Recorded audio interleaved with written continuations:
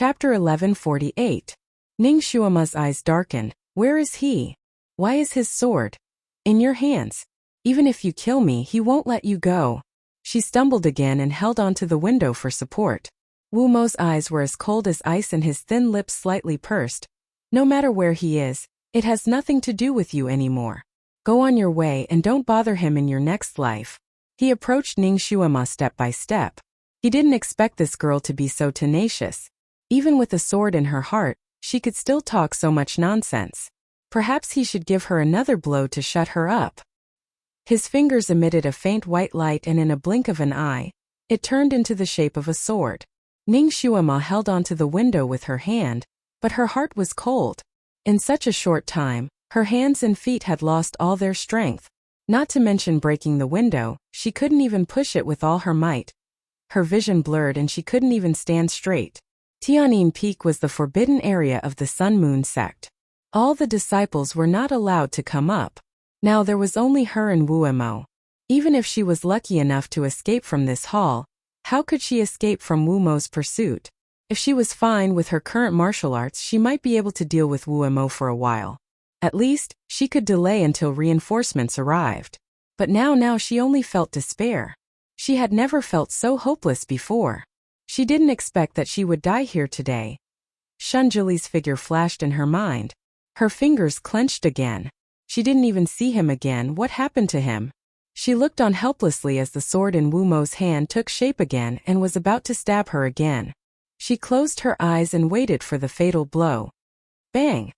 The tightly closed window suddenly shattered. The shattering of the window was very unique. All the fragments were like whistling rain, bypassing Ning Xuema, who was in front of the window, and shooting towards Wu Mo. Wu Mo's expression changed slightly. The sword in his hand flashed continuously and set up a protective shield around his body, blocking the fragments that were flying towards him like a storm. In the chaos of the fragments, he only saw a red shadow flash past the window. When he hurriedly threw away the broken pieces and looked at the window again, his pupils suddenly shrank. Not only was there no trace of the red-robed man in front of the window, there was also no trace of Ning Xuema. Only the broken window was like a huge mouth, as if it was laughing at him. That woman must not be taken away. She must not be allowed to live. Wu Mo's silhouette rose, and he went out of the window like a drifting cloud.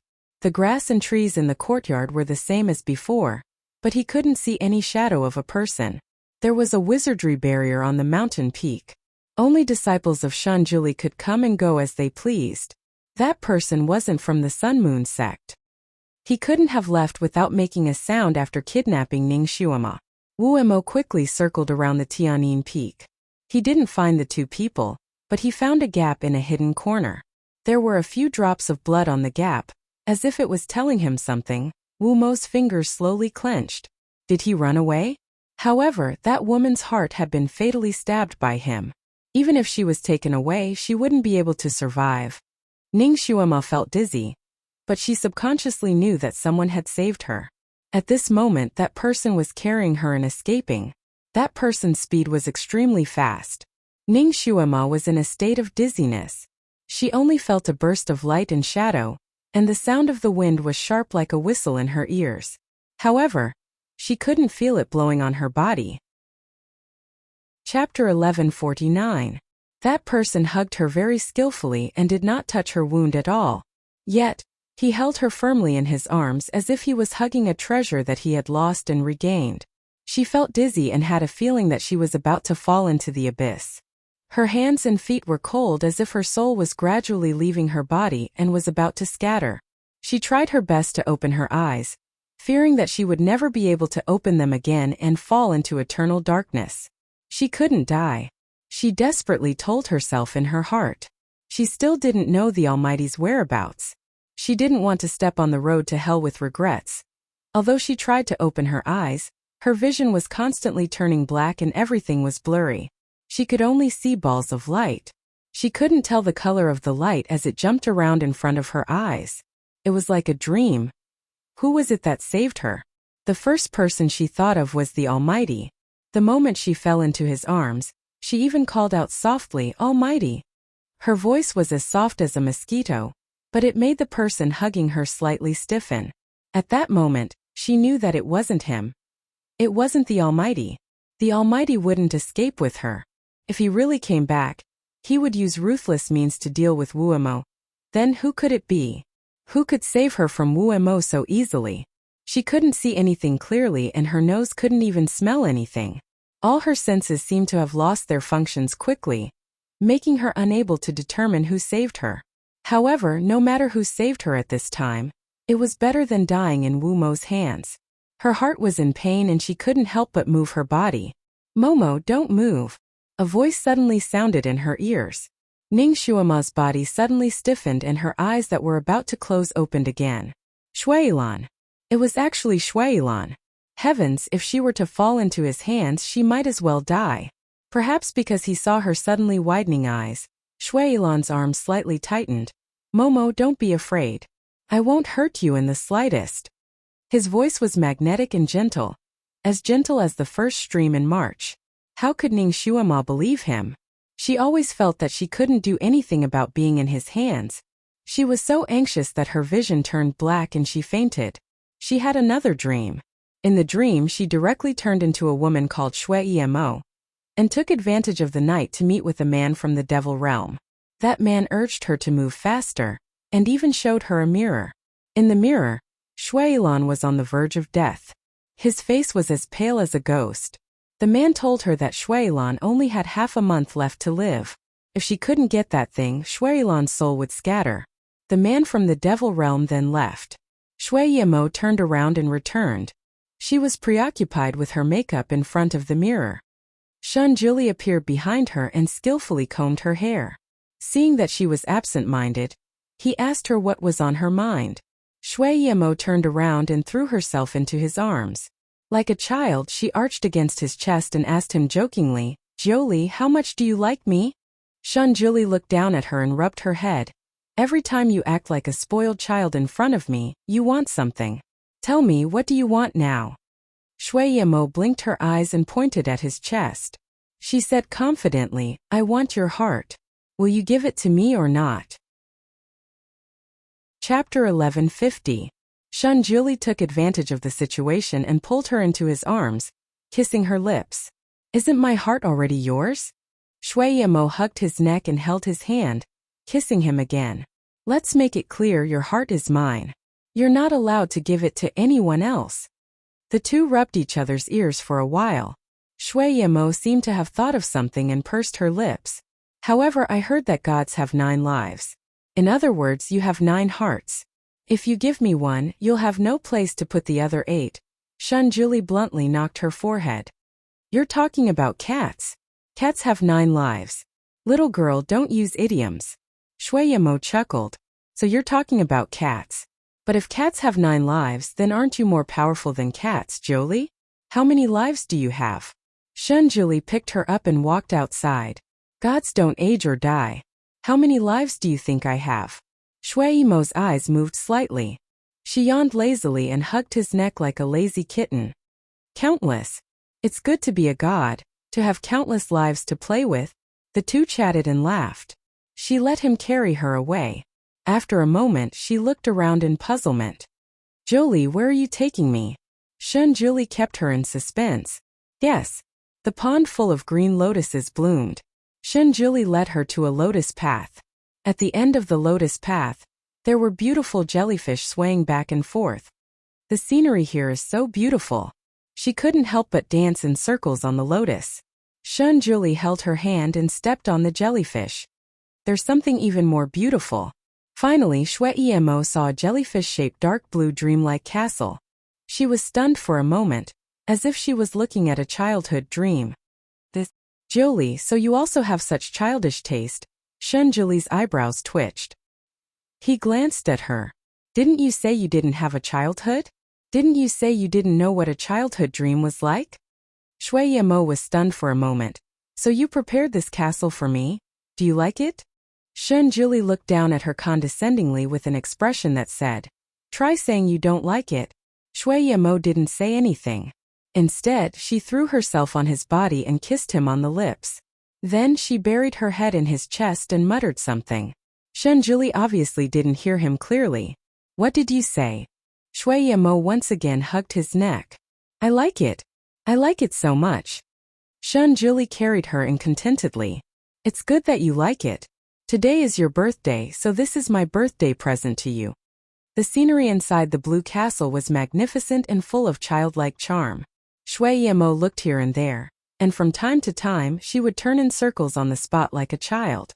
Shun Juli sat on the cloud bed and looked at her with a faint smile on his lips. Jolie, let's live here from now on. Okay. Shui Yimo jumped in front of him and looked at him with sparkling eyes, as if she was afraid he wouldn't agree. The spiritual energy here is extraordinarily abundant. Let's cultivate here. Shun Juli pulled her onto the bed. The moment he kissed her deeply, he replied with a single word, okay. Time passed in the blink of an eye. Ningxuama felt like she was in a dream, yet not a dream. In the dream she seemed to be Shui Yimo and Shui Yimo was her. She and Shun Juli spent a good time in that castle. The two of them lay side by side on the cloud bed and looked at the stars. They watched the clouds in the sky move and move. They sat together on the cloud bed and cultivated. Of course they loved each other. Chapter 1151. Occasionally, when Shun Juli was in a good mood, he would fish for her, comb her hair, cook all kinds of delicious food for her, and even condense 2 kitchen knives to cut vegetables and meat. That was the life of a true husband and wife. That kind of time could only be described with one word: sweet and sweet. Scenes of happy life were like fast-forwarded movies, playing out one after another. Ningxuama was almost intoxicated in that kind of life. Of course, Ningxuama also felt that she was drifting away. For example, although she had transformed into Shui Yimo, she could never understand her feelings. She always felt that Shui Yimo seemed to have a lot of things on her mind, but she hid it very well, so it couldn't be seen from her appearance. Finally, one day, Shun Juli received a message from his disciple.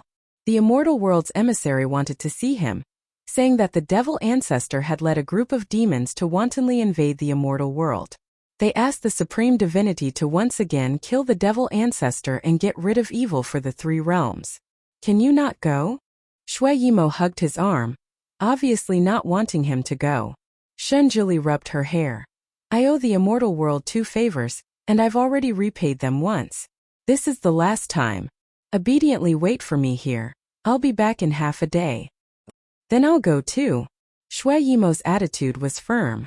Shun Juli looked down at her, as if he wanted to see something in her eyes. Her eyes were clear, more transparent than crystals, and she insisted, I must go. Good. Shun Juli finally agreed. You tidy up, this king will wait for you outside. Shui Yimo waited for Shun Juli to go out, then quickly began to tidy up the things in the castle. She even put away the 2 kitchen knives and put them in the side room. She paused in the room for a moment, then turned around and strode out. The wind and rain were gloomy, and dark clouds covered the sky.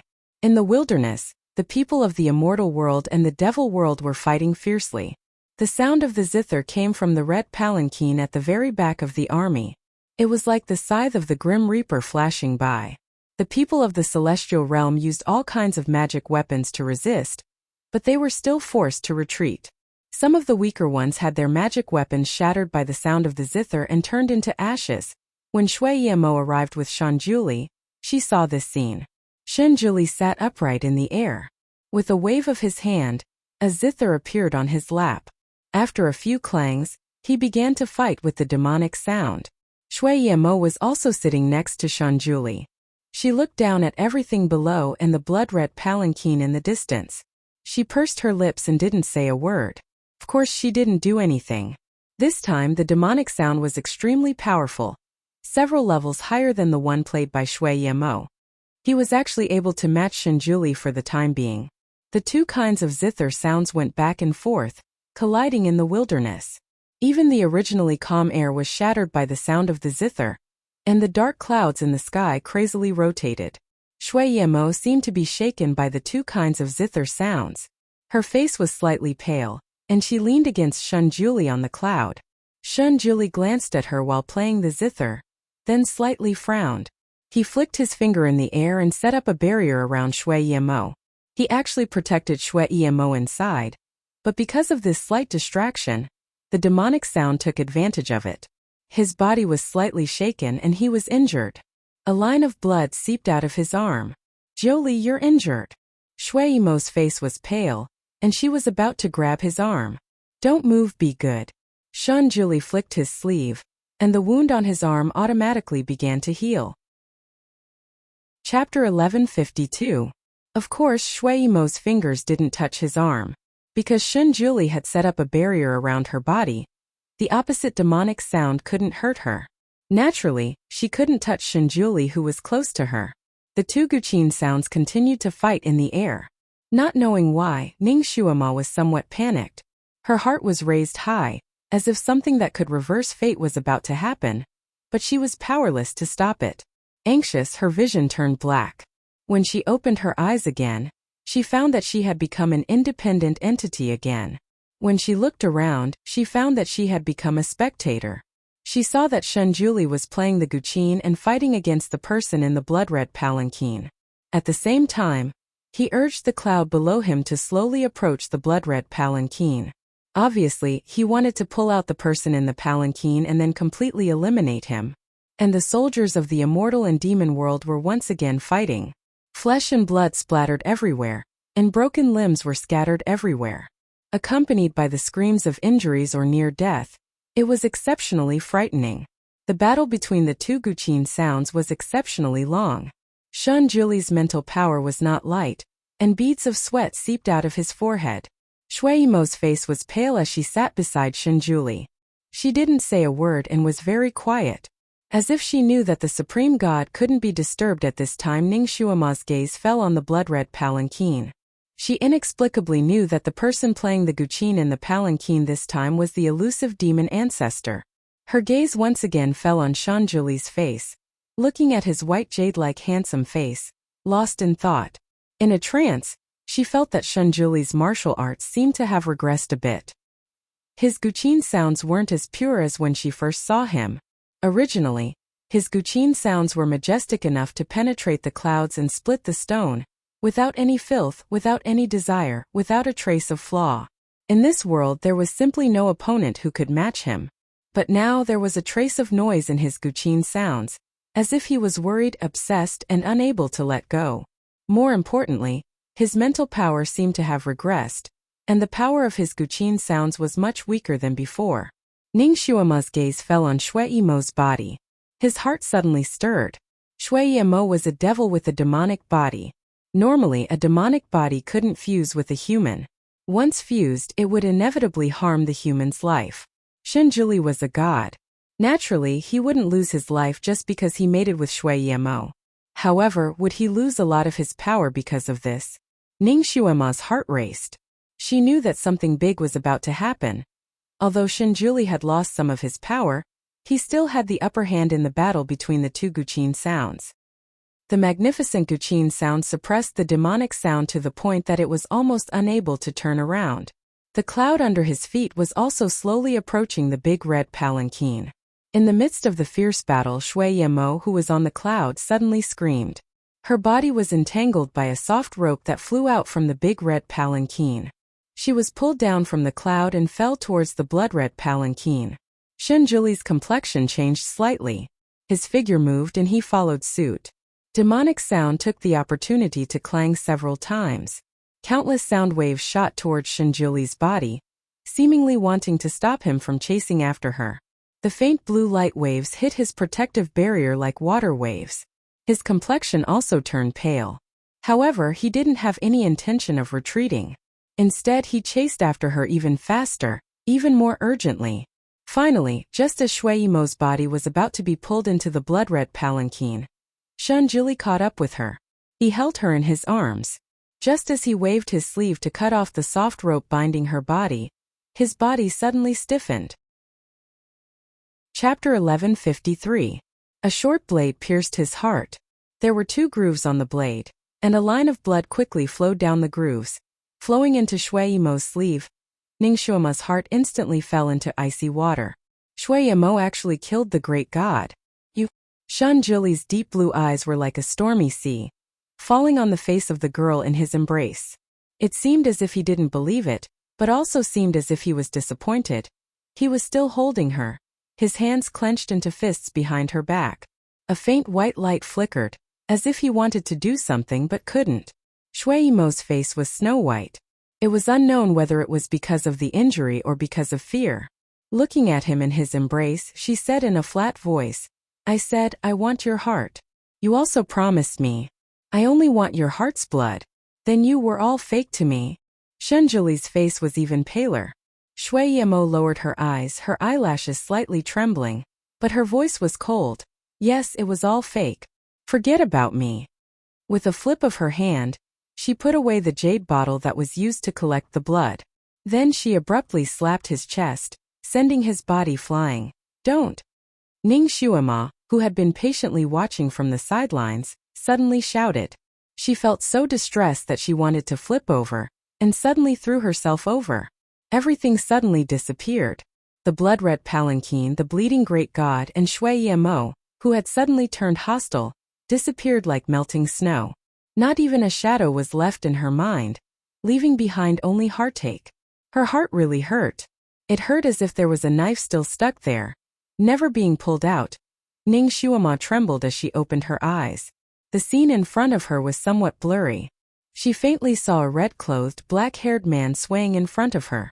All the memories before she fainted came back, and Ning Xuema's body instantly stiffened. If she didn't remember incorrectly, she had fallen into Shui Ilan's hands again. The man swaying in front of her now should be him. What is he doing? Why are you shaking? Ning Xuema managed to spit out a few words. Probably because of her injury, her voice was extremely hoarse. "Momo, you're awake." A hand touched her forehead. "You still have a fever." Ning Xuema shook her head and tried to push his hand away, but her strength was too weak. Clearly it was not effective. Instead, it seemed like her head was rubbing against his palm. Shui Ilan's gaze deepened as he placed a hand on her shoulder. "Momo, don't move. Your wound will open up again." Wounds? Ning Xuema finally remembered the sword that Wu Mo stabbed her. Her heart shrank, her vision turned black, and she fainted again. This time she didn't have any dreams. Even when she was unconscious, she still felt the pain in her heart. That pain drilled in and out, making her feel uneasy even though she was unconscious. She woke up a few times in the middle, but she was still groggy. Most of the time, she was in a daze and fell asleep again after opening her eyes. Every time she woke up, she would see Shui Ilan's figure by her side. He would wipe the cold sweat on her forehead, heal her and talk to her. His voice was intermittent in her drowsy ears, making her feel somewhat annoyed. When she woke up again, she couldn't help but shout, "Shut up!" This shout probably affected the sword wound on her body. Her heart suddenly hurt, and she fainted again. Maybe her shout worked, or maybe she fainted too thoroughly. After that, she didn't hear him speak again. She felt that her ears were much quieter. Chapter 1154. When she was slightly awake, a question would appear in her mind. Why did Wu Mo want to kill her? Was he not afraid of the great god's punishment? In Ning Xuema's mind, she recalled the red-clothed little girl she saw when she was half awake. That girl was like a beautiful little devil. Her smile was sweet and pure, but it awakened the greatest fear in the depths of her heart. She was a jinx. Who would be the next person to die because of her? Who would it be? Could it be that the great god was really killed by her? No way. Definitely not. The great god said that his life was tough and he was not afraid of her jinx. Moreover, the great god was already an immortal. He would not die. He must have met with some accident and was trapped, unable to come back for a while. That was why Wu Mo wanted to get rid of her, to kill the great god first and report later. That must be it. That must be it. She hated that she was too anxious at that time, so she did not notice and rushed over, giving him a chance to stab her. Damn it. She actually fell for this kind of child's play. However, what accident did the great god meet with? So much so that his moonlight sword fell into Wu Mo's hands, and Wu Mo did not care about his punishment and wanted to kill her. When she thought of this, Ning Xuema felt as if there was a fire burning in her heart. This fire made the sword wound on her heart even harder to heal. The wound was sometimes good and sometimes bad, and she was sometimes awake and sometimes unconscious. Time passed quietly while she was awake and asleep. She did not know how much time had passed. but she finally woke up again. Ning Xuema slowly opened her eyes. This time her vision was no longer hazy. She could see everything around her clearly. She was in a complicated and gorgeous hall. Below her was a cloud silk mattress, and above her was a mermaid silk quilt. The bed curtains were double-sided embroidered, thin and transparent. Embroidered on the side of the bed curtains was a small furry fox, lying lazily in the shade with its 9 tails swaying behind it. The green trees and red fox gave people a strong visual impact. Ning Xuema felt that this arrangement was somewhat familiar, but she could not remember where she had seen it before. She touched her chest with her fingers. There was a thick bandage there. She moved slightly and it affected the wound. The piercing pain made her break out in cold sweat. Where is this place? Shuilan's nest? Ning Xuema tried to sit up, but the moment she moved, her wound hurt terribly. She was sweating profusely, but she didn't even have the strength to sit up. The door creaked open and Shuilan slowly walked in, wearing a fiery red robe. Ning Xuema was shocked. She closed her eyes and pretended to be unconscious. She could sense that Shuilan had walked up to her bed, but he didn't move for a long time. Ning Xuema tried her best to control her heartbeat. She could sense Shuilan's presence. He was standing just 1 step away from her bed and had not left. What was he going to do? Ning Xuema had goosebumps all over her body. However, she forced herself not to move. This person's actions were too unpredictable. Ning Xuema had never been able to understand his personality, so it was hard for her to guess his goal. She couldn't get up right now, so she didn't have the strength to resist him. She could only pretend to be unconscious, hoping that she could fool him and quickly leave. Was this bastard going to turn into a fossil in front of her bed? Ning Xuema couldn't help but curse in her heart, but she still closed her eyes. She was very good at pretending to be unconscious. If one wasn't a professional, they wouldn't be able to tell if she was awake or unconscious. Shuilan suddenly sat down beside her, but he didn't move for a long time. Chapter 1155. Sitting next to her was a person with an extraordinarily strong presence. The pressure on Ning Xuema's heart was also extraordinarily large. A moment later, she felt a warmth under the blanket. There was another leg. This bastard crawled under her blanket. Ning Xuema's hair almost stood on end. She could no longer pretend to faint. Abruptly opening her eyes, she saw Shuilan's back leaning against the other side of the bed. One of his legs was inside her quilt, and the other was below. He crossed his arms and his eyes seemed to be filled with mountains and rivers, filled with tenderness. "You're awake." Ning Xuema pursed her lips and didn't reply to his nonsense. She secretly took a deep breath, but this slight movement affected her wound, causing her to sweat again. "Take your leg back." She didn't want to sleep on the same bed as him. She couldn't sleep on the same bed. Shuilan's eyes darkened and he didn't move. "Momo, I'm tired. I'll rest here for a while." Ning Xuema didn't say anything and struggled to get up. Of course, such a violent movement affected her wound, causing her face to turn pale. Shuilan's expression changed slightly. He sat up straight and pressed a hand on her shoulder to stop her. "Are you crazy? If you continue like this, your wound will tear open again. You get off." Ning Xuema insisted. "Otherwise I'll get off." Shuilan. He laughed bitterly and got off the bed. "Momo, I've never been as ruthless as you. Fine, I'll get off. You stay here." Ning Xuema closed her eyes. Her struggle had indeed torn open her wound a little, causing her to be in pain. She was waiting for the pain to pass. There was a moment of silence in the room. Shuilan had also changed his previous aggressive teasing. He sat on a stool beside the bed and looked at the fine beads of sweat rolling down her forehead with a complicated gaze. It was like pity, anger and sorrow. After a while the pain finally passed. Ning Xuema opened her eyes again.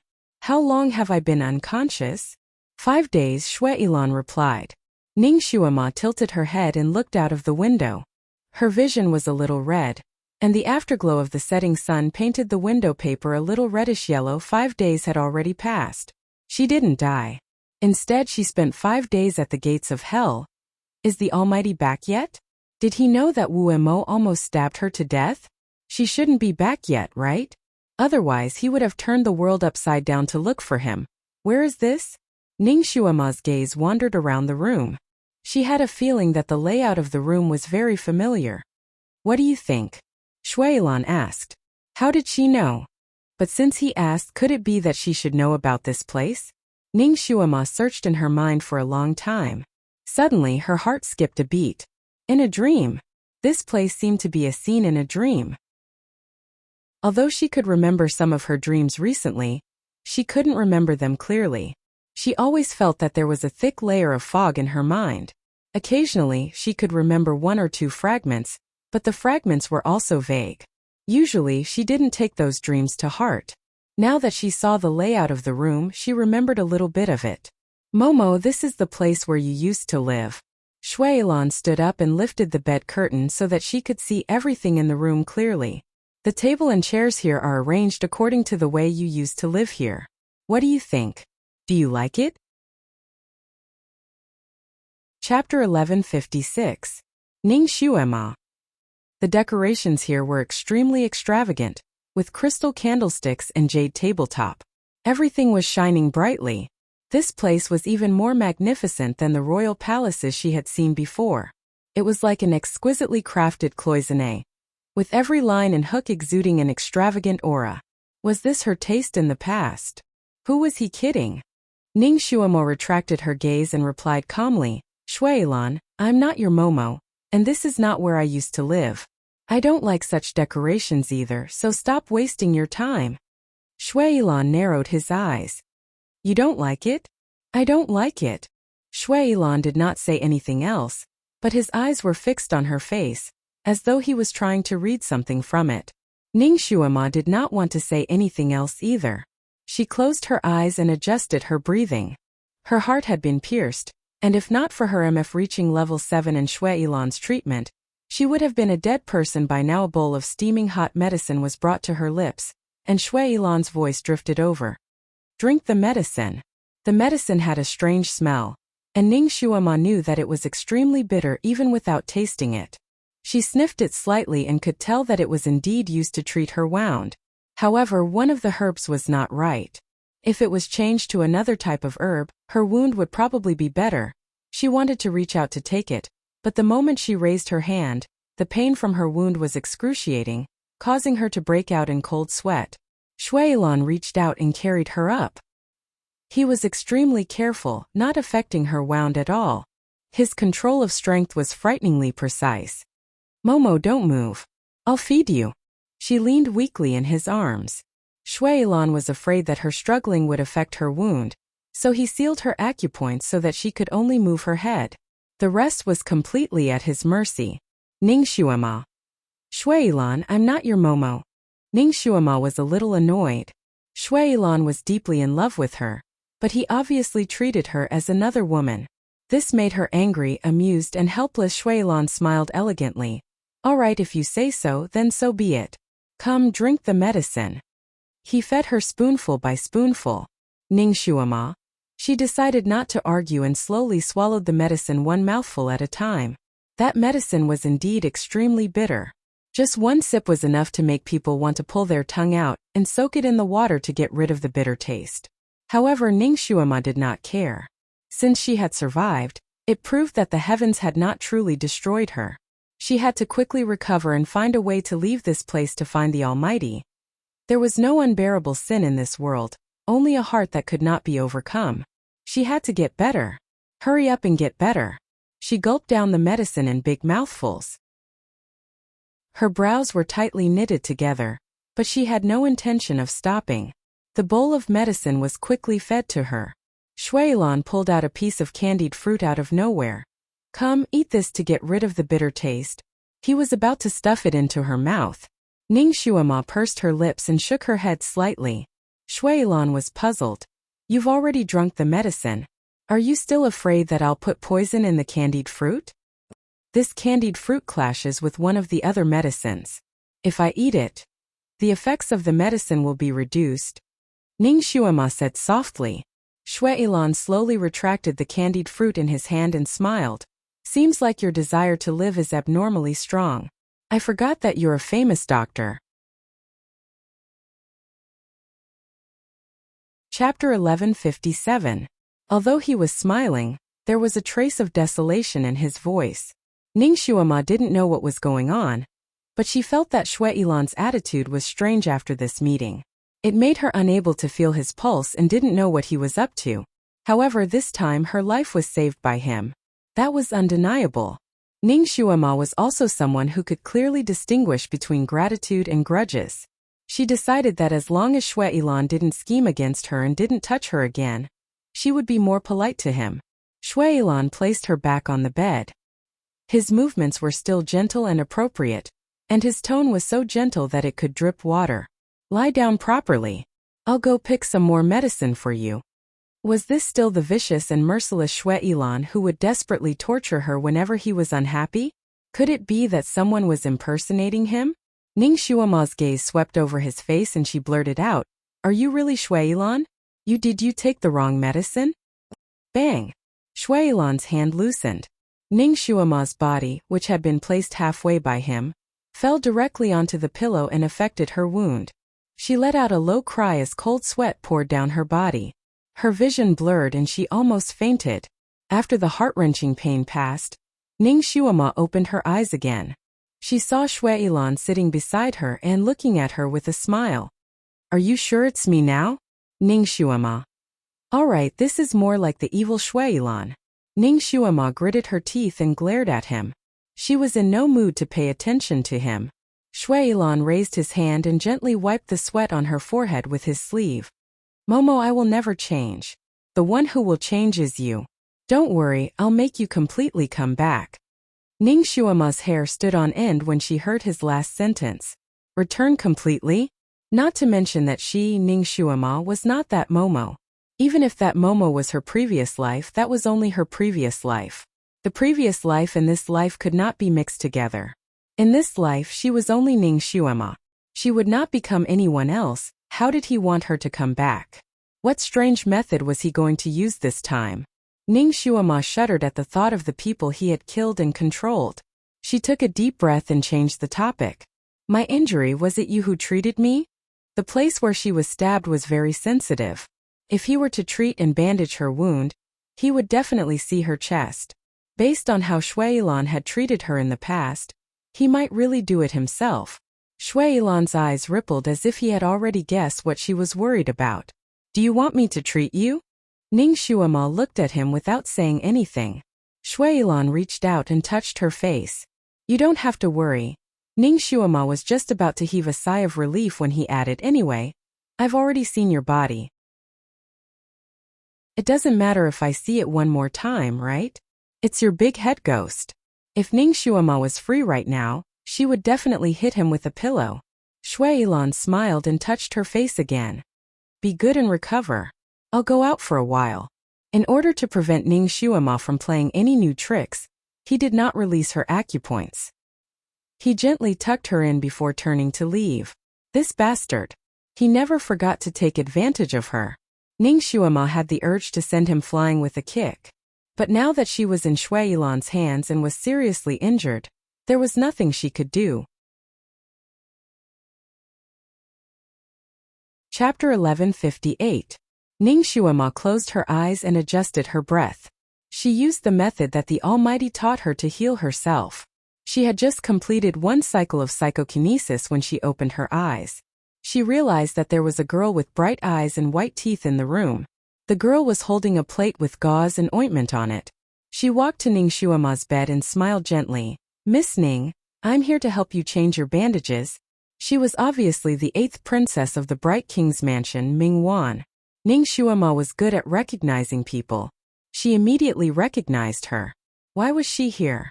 Why was she in Shui Ilan's territory? Ning Shuama's heart was filled with questions, but she did not ask. Ming Wan gently removed Ning Shuama's blanket and unbuttoned her clothes. Ning Shuama's acupoints were sealed. She could not move and let Ming Wan do whatever she wanted. Regardless of whether it was removing gauze or changing bandages, Ming Wan was extremely skilled. Ning Shuama did not expect that this princess, who was ostentatious wherever she went, would have such good medical skills. Ning Shuama's heart skipped a beat. "These few days, were you the one who bandaged my wounds?" Princess Mingwan swiftly applied the ointment for Ning Shuama while answering her question. Yes, how do you feel? Does the wound hurt less? Ning Shuama heaved a sigh of relief. It turned out that Shuailan had instructed Mingwan to treat her wounds. He did not do it himself. She did not expect that Shuailan would suddenly become a gentleman. Ning Shuama was finally relieved. She looked at Princess Mingwan busy and chatted with her. This imperial Princess Mingwan was a straightforward person. She did not hide her thoughts and spoke whatever was on her mind. Her voice was crisp and clear, like pearls falling on a jade plate. From her, Ning Shuama found out some things that happened when she was in a coma. It turned out that after Shuailan had rescued her, he had captured more than 100 famous doctors to treat her injuries, causing chaos in the medical centers in the nearby cities. Most people wouldn't be able to do anything about a wound that pierced the heart, not to mention that Shuailan didn't allow anyone to touch Ning Shuama's body. He even stared coldly at them for a long time just to feel her pulse. This caused those godly doctors to be even more at a loss as to where to start. All of them were at a loss as to what to do. All they could do was panic. Some doctors even tried to persuade Shuailan to give up, telling him to prepare a coffin for the injured lady as soon as possible. In the end, those godly doctors were all sent to the Yellow Springs by Shuailan. They didn't even have a coffin. His cruel methods caused the other godly doctors to keep quiet out of fear. They didn't dare to say any more nonsense, but they didn't have any better ideas. Under Shuailan's coercion, they wrote many prescriptions, but none of them were practical. 2 days before she was injured, Ning Shuama was in a critical condition and almost died. Fortunately, on the 3rd day, Shuailan found this Princess Mingwan in front of him. Although this girl was young, her medical talent was extremely high. She was especially good at treating sword wounds. As long as the person was still breathing, she could bring them back to life easily.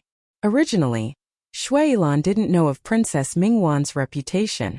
However, he happened to overhear 2 of Princess Mingwan's subordinates bragging about their princess's medical skills in a restaurant. They said that their princess's medical skills were rare, and Shuailan happened to overhear it. Shuailan was frantically searching for godly doctors. When he heard this news, how could he be courteous? He barged into Princess Mingwan's room in the middle of the night and carried her in her sleep. Chapter 1159.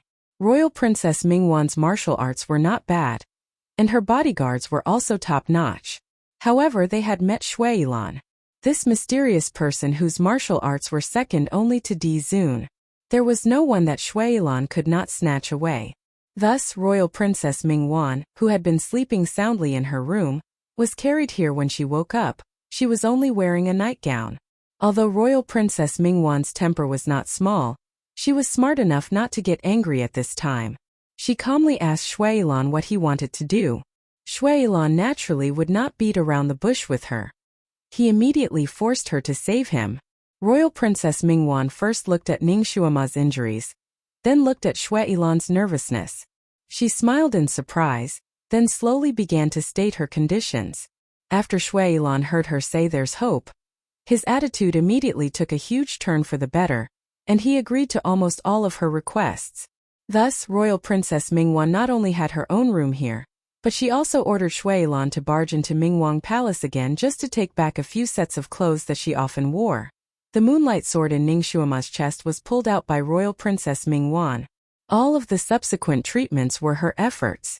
She had successfully pulled Ning Shuama back from the gates of hell. Royal Princess Mingwan told Ning Shuama the gist of what had happened. Ning Shuama pursed her lips. She did not know what to feel in her heart. It seemed that Shuailan was really doing it for her good this time, and was not teasing her like before. Moreover, after meeting again, he kept calling her Momo, Momo. It was obvious that he was treating her as another person to dote on. It seemed that Shuailan had recovered his memories from before he was sealed. He probably treated her as the woman in his memories? Momo Momo, it sounded so familiar. Ning Shuama didn't remember her dreams. She only faintly felt that the name Momo seemed to appear more frequently by her side recently. Then what about this sword? Ning Shuama asked. In the hands of the owner of this place, Princess Mingwan said. Who was it that was so cruel and merciless to stab you? If it wasn't for the fact that your psychokinesis was high and you were able to use it to protect your heart meridian in time, this sword strike would have taken your life. Ning Xuema lowered her eyes. That moonlight sword was custom-made for the great god in the everlasting nation. Originally she wanted to make a flute, but she didn't expect that a moonlight flute would appear. Thus, she simply let the blacksmith forge the moonlight stone into a sword. 3 months ago, she and the great god had taken it back from the immortal kingdom. She still remembered the scene when she gave the sword to him. His expression didn't change much, but he still wore the sword on his body. One had to know that the great god had that storage space on him. All of his things were in that space. He never wore those miscellaneous items on his body. This sword became the only accessory he had on him. She still remembered when the great god appeared in front of the Sun-Moon sect's disciples with that sword. The gazes of those disciples. They were so shocked that they couldn't describe it. Even the usually calm Yelu Jing and widened her eyes and looked at her master as if she was looking at a western scenery. Shanjuli, who had always been low-key and mysterious, purposely walked around Buddha Lotus Mountain twice, so that all of the Sun-Moon sect's disciples on the mountain could see what his sword looked like. It was clearly something that had happened not long ago, but now it felt like a lifetime ago when she thought about it. How was the great god now? Ning Xuema couldn't wait to heal her injuries so that she could go and find him. Chapter 1160. Ning Xuema tried to use her telepathy to contact Kiran, but she could not reach him at all. Shui Ilan must have set up some kind of enchantment here to prevent her from contacting Kiran. She told herself that she had to stay calm. She could not panic at such a time. Ning Xuema and Princess Mingwan chatted for a bit and discussed some medical theories. Ning Xuema's profound medical knowledge made Princess Mingwan prostrate herself in admiration. She had met Princess Mingwan once before, but she was dressed as an old lady at that time. Although they had been together for a few days, the princess did not suspect anything.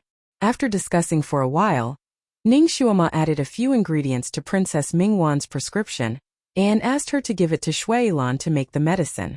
Princess Mingwan sighed. Palace Master Shui has probably gone to pick the herbs himself. We can just wait for him to come back and make the medicine. Princess Mingwan, can't you go there personally?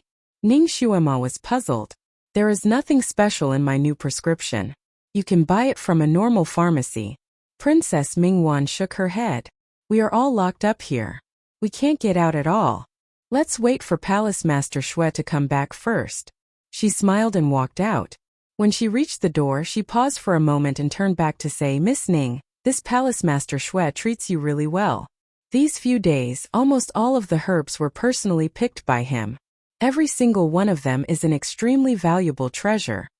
Ning Xuema raised her head and saw that Princess Mingwan had already walked out. Ning Xuema closed her eyes. No matter how well Shui Ilan treated her, she did not have any feelings for him. They were not even friends. Moreover, Shui Ilan treated her well because he was transferring his feelings. He treated her as another woman. Her injuries were too serious. Her chest hurt when she breathed a little too loudly. She endured the pain and slowly adjusted her breathing. The sooner she could recover, the better. When it was dark, Shui Ilan finally came back. When he returned, he went straight to the medicine refining room and placed the newly picked herbs in front of Princess Mingwan. You can boil them again. Commandery Princess Mingwan looked at the travel-worn him and then looked at the herbs. She wanted to say something but hesitated. What? Is there something wrong with this herb? Shui Ilan was extremely sensitive and immediately asked. Imperial Princess Mingwan took a deep breath and said, Lady Ning wrote a prescription herself. The effect should be better than the one I wrote. I don't need these herbs. Shui Ilan was speechless. He had fought with the guardian beasts for half a day to collect these herbs and had even suffered some minor injuries. Who would have thought that he wouldn't be able to use them anymore? Royal Princess Mingwan was well versed in pharmacology, so she naturally knew how difficult it was to gather these herbs. Looking at Shui Ilan's expressionless face, she couldn't help but suggest, these herbs weren't easy to gather. Why don't we first decoct them tonight, and then use Miss Ning's prescription tomorrow? No need. Shuailan took the herbs and lowered his head to glance at them. Without another word, he crushed them. In the blink of an eye, the herbs that were not easy to obtain turned into ashes and disappeared. Commandery Princess Mingwan's heart ached. Even if Lady Ning doesn't need these herbs, other people might. It's such a pity to destroy them. Shuailan raised the corner of his mouth and smiled faintly. In this world, only she is worthy of using the herbs that I gathered for her. Other people shouldn't even think about it. Commandery Princess Mingwan was speechless. Shuailan was too lazy to talk nonsense with her. Where's her prescription? Let me see it.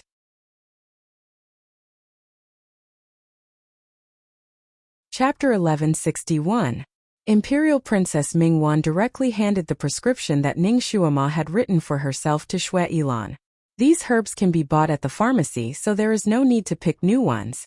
I just don't know how effective they are. Shuailan took the prescription without hesitation. She is a godly doctor, and she wrote this prescription for herself. Of course it can't be wrong. He turned around and disappeared. Naturally, he went to get the herbs. Imperial Princess Mingwan slowly sat down and looked at Shuailan's disappearing figure, slightly lost in thought. In her life she had seen at least 800, if not 1,000 beautiful men, but none of them were as beautiful as Shuailan. Furthermore, he had a certain aura about him. He was as elegant as a poem, as beautiful as a painting, and when he moved, he was like a graceful scholar. But when he was ruthless, he could kill people without blinking. He could even kill people while talking and laughing. It made people feel a chill down to their bones. Ruthless like a snake, elegant like a crane. These two contradictory auras were perfectly combined on him. It did not give people a sense of disharmony, as if he was born this way.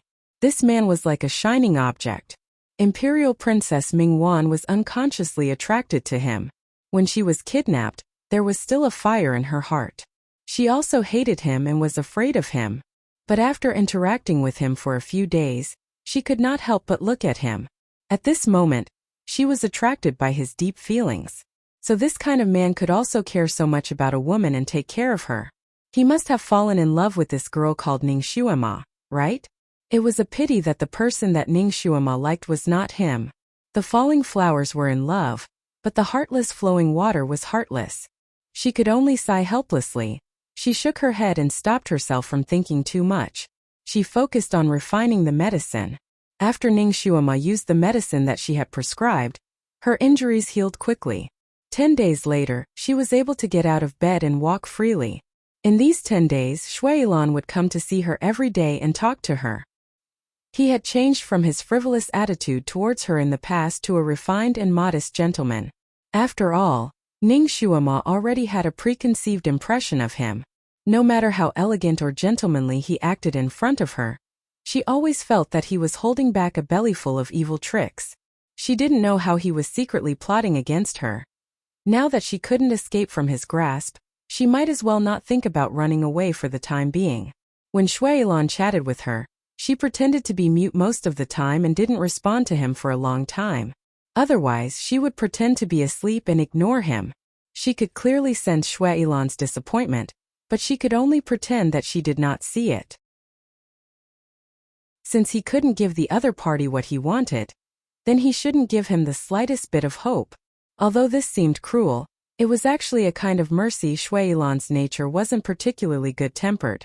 There were a few times when he wanted to flare up, but when he saw Ning Shuama's pale face, he held himself back. Now she was as weak as a fine porcelain. She couldn't withstand too much stimulation. If he overdid it, her injuries might worsen again. He could only endure it. Another 5 days passed. Ning Shuama had already begun to stroll outside the house. After she came out, she discovered that this place was a palace. It was built in the middle of a valley and surrounded by majestic green mountains. She couldn't tell which mountain it was located on. There was obviously a barrier here. Ning Shuama, accompanied by Princess Mingwan, left the palace and walked down the mountain. Not long after, they were stopped by an invisible barrier. Princess Mingwan told her that there were such barriers all around. Without Earth rank level 8 psychokinesis, it was impossible to break through.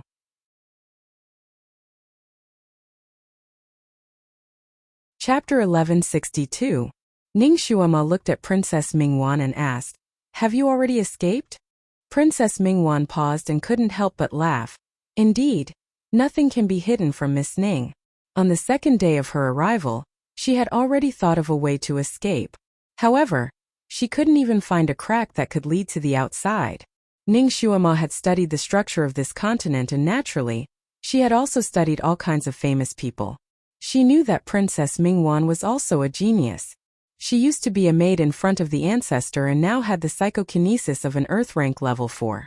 She was the actual ruler of the Bright King residence and was first class in terms of scheming and intelligence.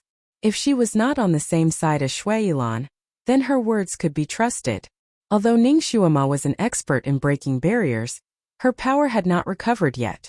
She had not even recovered 10% of her power, so naturally she could not break through this place. Everything would have to wait until her power recovered. She turned around and walked back slowly. When she reached the palace she lived in, she paused. Shui Yilan was standing there in a red robe, leaning against the palace door. His lake-like eyes fell on her, but she didn't know what he was thinking. Ning Shuama wanted to walk around him and enter the palace, but he grabbed her wrist. "How is your recovery?" "It's okay." Ning Shuama wanted to pull her wrist back, but he was strong and she had not recovered her strength. She couldn't pull her wrist back and her face darkened. "Let go. Momo, walk with me." Shui Yilan did not let go of her. Instead, he pulled her and walked outside. His hand was holding her wrist so tightly that it hurt. Ning Shuama tried to pull her wrist back. "I'm tired. I don't want to walk anymore." "Let go." Shui Yilan used a little strength and pulled her to his side. He looked into her eyes and smiled faintly. "Tired? Then I'll carry you?" Ning Shuama. She knew he would do it. "Shui Yilan, do you always like to force others?" Shui Yilan held her hand and walked forward. "I usually don't force people because if they show any signs of being forced, I'll kill them directly. The only person I want to force is you. You should feel honored." This was really twisting words and forcing logic. Robber theory. Ning Shuama couldn't help but sneer. "Are you also so reluctant with your Momo?" Shui Yilan abruptly stopped in his tracks. Ning Shuama was caught off guard and almost fell over.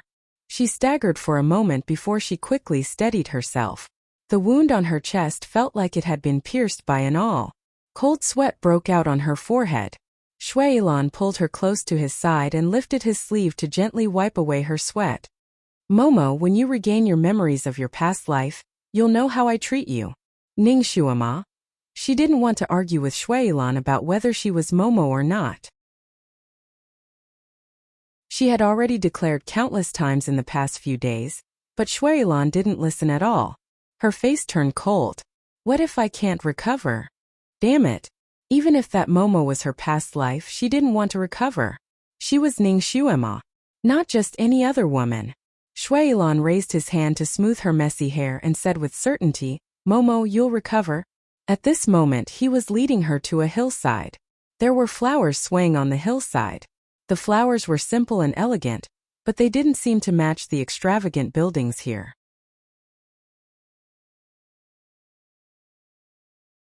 Chapter 1163. There was a wooden bench at the top of the hill. It had an antique feel to it and had a rustic feel to it. Shui Yilan pulled her to sit on the bench. "Momo, don't you think the scenery here is a bit familiar?" Ning Shuama swept her eyes over her surroundings before bluntly shaking her head. "Nothing. We used to come here often. You also like the scenery here." Shui Yilan was unwilling to give up. It was the past again. It was about him and Momo again. Ning Shuama was too lazy to reply. She simply sat on the bench and closed her eyes to rest. Her hair was suddenly brushed aside from behind. She opened her eyes in surprise and subconsciously wanted to turn around. Shui Yilan held her back. "Momo, what kind of hairstyle do you like?" he asked while combing her long hair. Ning Shuama was speechless. She suddenly felt a bit irritated and wanted to stand up. However, Shui Yilan simply sealed her acupoints so that she could sit steadily in front of him. His fingers were nimble and in a short moment, he combed her hair into a beautiful hairstyle. After he finished combing her hair, he took out a bronze mirror and showed it to her. "Here, Momo, this is your favorite hairstyle. Are you satisfied with it?" A young girl was reflected in the bronze mirror. Her face was pale, but her facial features were delicate. Her black hair covered her forehead, and her black hair draped over her shoulders. There was a garland on top of her head. It was made from those elegant little flowers, and it made her face look a little brighter. To be honest, this hairstyle was not ugly. Ning Xuema might have liked this hairstyle on a normal day. However, Shui Yilan was obviously dressing her up as another woman. This made her feel very uncomfortable. She had the urge to tear this hairstyle apart. She closed her eyes and did not want to say anything. Shui Yilan looked at her for a moment and did not force her. He unsealed her acupoints and pulled her up. Let's walk around somewhere else. Since she couldn't resist, Ning Xuema simply let him lead her away. Shui Yilan held her hand as they walked through one place after another. Every place had its own uniqueness. Ning Xuema keenly felt that the scenery of this place seemed to be a composite version of several places. Just like a certain film studio, many scenes were pieced together and all of them were cloned. Every time they arrived at a place, Shui Yilan would inevitably ask her if she had any impression of the place. Ning Xuema was also very calm and said that she had no impression of the place. After walking for 4 to 6 hours, Ning Xuema's body was still too weak. After walking for so long, cold sweat started to form on her forehead. She looked at Shui Yilan. How much longer do you plan to walk? Shui Yilan looked at her face and his eyes darkened. Go back and rest. Nightfall. There were a few stars in the sky. Princess Mingwan finished changing Ning Xuema's medicine and came out. When she raised her head, she saw Shui Yilan sitting alone on the roof of the hall in front of her, drinking wine. His posture was tall and straight, but there was a dejected and lonely aura. There were a few wine jars piled up beside him.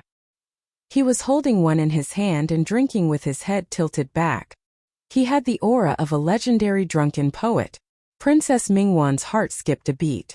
She flew up and grabbed a wine jar from beside him. She cut off the top of the jar with her palm. What's the point of drinking alone? I'll drink with you.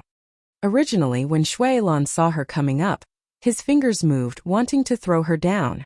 But after hearing her words, he didn't have the intention to throw her down. He just raised the wine jug. Okay. The 2 wine jars collided in the air and some wine flew out and splashed onto their hands.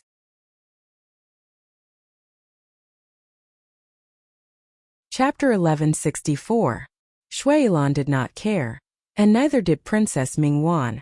The 2 of them stood and drank without speaking. 2 jugs of wine went into their stomachs. Princess Mingwan was not good at drinking, and after drinking this jug of strong wine, her face was as red as the morning sun. Shui Yilan drank even more, but his alcohol tolerance was astonishing. He had already drunk 5 jugs of wine, but he did not feel drunk at all. Instead, his eyes were brighter. Palace Master, can you not get drunk? Princess Mingwan was curious. After drinking this jug of wine, her vision was already a little blurry. I wish that I could get drunk. Shui Yilan smiled bitterly. His gaze was distant as he looked at the large hall where Ning Xuema lived. It was as if he could see through the night into her room. She actually can't remember anything. Those were her favorite places in the past. Are you saying that Miss Ning lost her memory? Mingwan was puzzled. Shui Yilan suddenly stood up and smiled coldly. It would be good if it was just memory loss. His sleeves fluttered, and he floated down like a red cloud. He raised his head and sang, "The sun rises from the east, and my red clothes are like fire." His voice was magnetic and slightly hoarse, and it had a kind of soul-sucking flavor.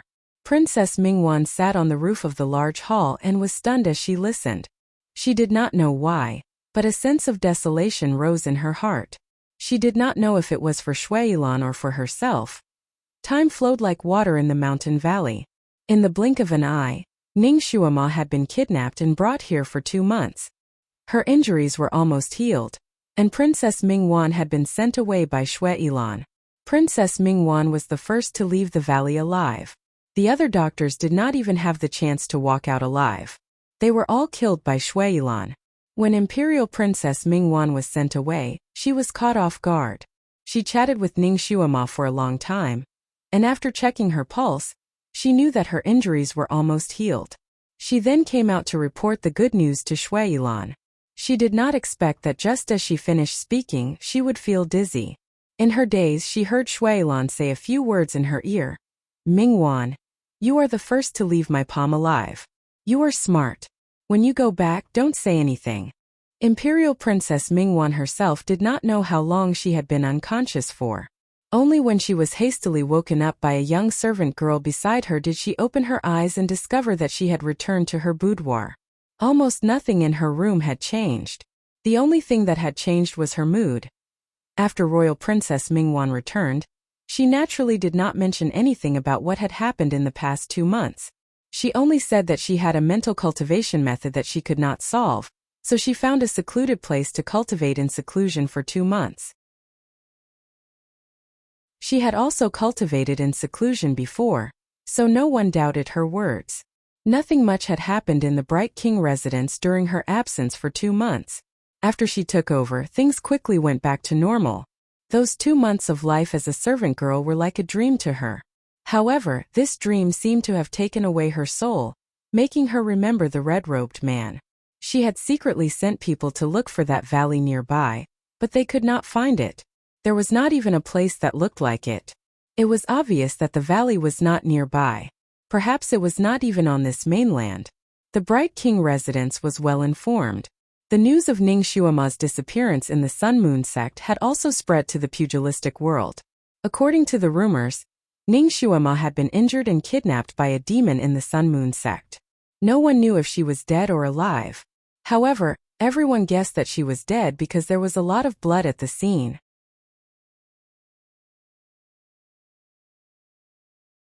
Chapter 1165.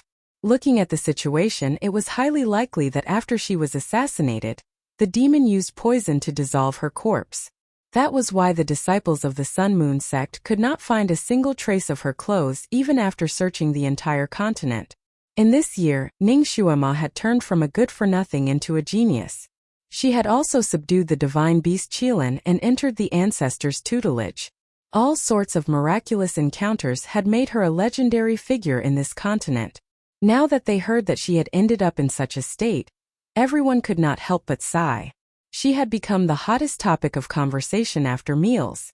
Princess Mingwan did not say anything and continued to handle all the family affairs as usual. The only thing that worried her was her precious little brother, Shiju. After that little brat heard about Ning Xuema's situation, he seemed to have lost his soul and shut himself in his room for a day. After a day, he disappeared and left a note for her. I don't believe that she's dead. I want to find her. I'll come back once I find her. 3 exclamation marks in a row expressed his determination. Princess Mingwan could not help but facepalm. Whether Ning Xuema was alive or dead, her precious little brother had no hope at all. Had this little brat been blinded by love? She had no choice but to send people to look for this troublesome little brat. Of course, this also gave her the convenience of openly searching for that valley. Ning Xuema naturally did not know about the storm outside. She was almost going crazy from being cooped up in that valley every day. When Princess Mingwan was around, there was someone to talk to, so she was not too bored. However, after Princess Mingwan left, there was only her and Shuilan left in the entire valley. This made her have the urge to tear open the barrier and escape at all times. After Shuilan recovered his memories, his martial arts had improved greatly after a year of recuperation. He had basically recovered all the martial arts he had in his previous life. He also studied Shenjuli's barrier fiercely. After studying and studying, he himself became an expert in setting up barriers. The bounded domain he had set up was extremely dense and firm. It was not much worse than the bounded domain set up by Shenjuli. Although Ning Xuema's injuries had almost healed, her telekinesis had been sealed by Shuilan. She now had the mobility of an ordinary person, but she couldn't break the enchantment. Naturally, she couldn't escape. 2 months of time might be just a string of numbers to others, but to her, every single day was a torment. Ning Xuema still had Shenjuli's sound-transmitting talisman, but she had never been able to contact him. 3 months. She had been separated from him for 3 whole months. Shenjuli had asked her to wait for half a month before he left, but now there was no news from him for 3 months. She was now isolated from the rest of the world. She had no idea whether Shinjuli had returned to the mountain or whether he was looking for her like a madman. Longing was like weeds drifting further and further away without separation. One wouldn't know the feeling of yearning. Ning Xuema had never thought that she would miss someone so much in her life. Every day when she opened and closed her eyes, she would see his shadow. That night she had a nightmare. In the dream she finally saw Shinjuli. In the dream he walked into a mountain. The mountain was like the legendary flaming mountain. There were burning flames everywhere. Shinjuli seemed to have cast a spell similar to the art of avoiding fire. From time to time various flaming monsters jumped out to attack him. They were all quickly killed by him. He seemed to have consumed a lot of his physical strength. His face was getting paler and paler, and his killing speed was slightly slower.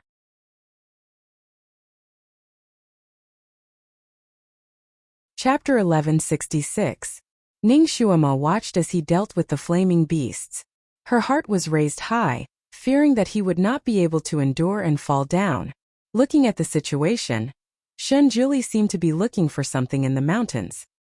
He traversed one mountain after another, exploring every place he passed, but he was disappointed.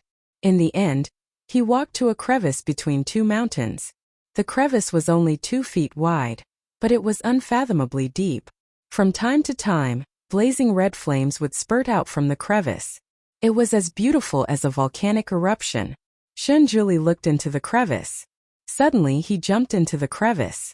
Ning Xuema, who was in her dream, almost screamed out loud. Shinjuli's white clothes were especially dazzling in the blazing flames. Probably because he had exhausted too much of his energy, his face was frighteningly pale. The flames had also burned the corners of his clothes.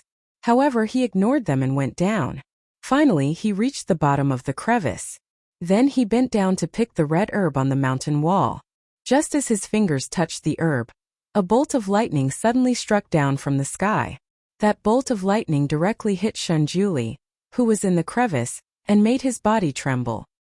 He suddenly raised his head and looked at the sky above the crevice.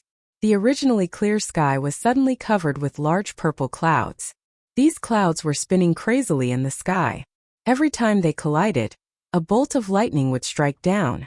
Every bolt of lightning would accurately strike into the crevice and strike Shinjuli. The crevice was narrow. Although it was difficult for Shinjuli to turn sideways inside, he could still fly forward or jump backward to dodge the lightning. However, she did not expect that he would ignore the lightning and bend down to pick the herb. When he finally picked the herb, there were already 3 bolts of lightning that struck him directly. He faced the lightning and jumped up. The golden lightning was like the scythe of the Grim Reaper. Every bolt of lightning struck the pale white barrier around his body, causing his face to become paler and paler. When he finally jumped out of the crevice, an even bigger golden ball of lightning struck down. The lightning was so bright that Ning Xuema had never seen it before. It was as bright as a big round table. Ning Xuema was so nervous that her heart almost jumped out of her chest. She couldn't help but scream, "Guru, be careful!" Her voice wasn't soft at all. Her ears were buzzing from the noise, and all the scenes in her dream disappeared. Nightmares? She had just opened her eyes, sweating profusely, when someone grabbed her wrist. The grip was a little strong, causing her wrist to hurt. Shuilan was standing beside her bed, looking down at her with a faint smile on his lips, but there was no smile in his eyes. "It's none of your business." Ning Xuema took a deep breath and tried to pull her hand back. Shuilan was very strong this time. He pulled her up from the bed. "Come with me, I'll take you to see something." In a cool hall there was a crystal ball. Shuilan dragged Ning Xuema to this place. He only let go of her hand when they entered the hall. The door of the hall closed behind them, leaving only the 2 of them in the hall. Ning Xuema couldn't help but take a few steps back. She looked at Shuilan cautiously. "What do you want me to see?" She had just woken up and was dragged here by Shuilan. Her hair was still messy, and her clothes were a little messy. She looked a little embarrassed. She rubbed her wrist. Shuilan's actions were a little rough, so her wrist was swollen. Now that she had recovered, she felt a burning pain.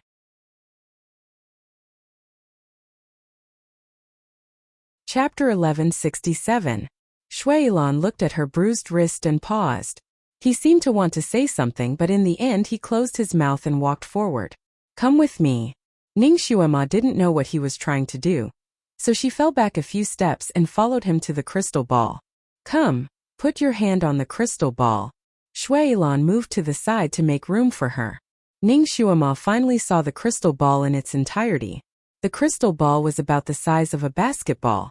Inside the crystal ball, there seemed to be a colorful fog faintly rising. Within the fog, there seemed to be countless moving scenes. The speed of the crystal ball was 100 times faster than a merry-go-round. Just looking at it slightly made people feel dizzy. The crystal ball looked like a prop used by wizards in movies. Ningshuama took a step back and frowned. What are you trying to do? Put your hand on the crystal ball and you'll understand. Shuilan reached out to pull her. Be good and listen to me. If she put her hand on the crystal ball, he might use some evil magic to control her. How could Ningshuama fall for his trick? She immediately took a few steps back. Just say it. She took a few steps away from the crystal ball. She felt that the crystal ball had a trace of evil aura, and her heart beat faster when she got close to it. Shuilan waved his hand, and Ningshuama couldn't help but stumble forward a few steps. She directly bumped into the table where the crystal ball was placed. If she didn't want to be hit, she could only press her hand on the crystal ball to stabilize her body. Shuilan had this idea. He thought that Ningshuama's hand would definitely reach out to press the crystal ball, but he didn't expect that she would put her hand behind her back and use her stomach to hit the table. By the time Shuilan realized that something was wrong and wanted to stop her, it was already too late.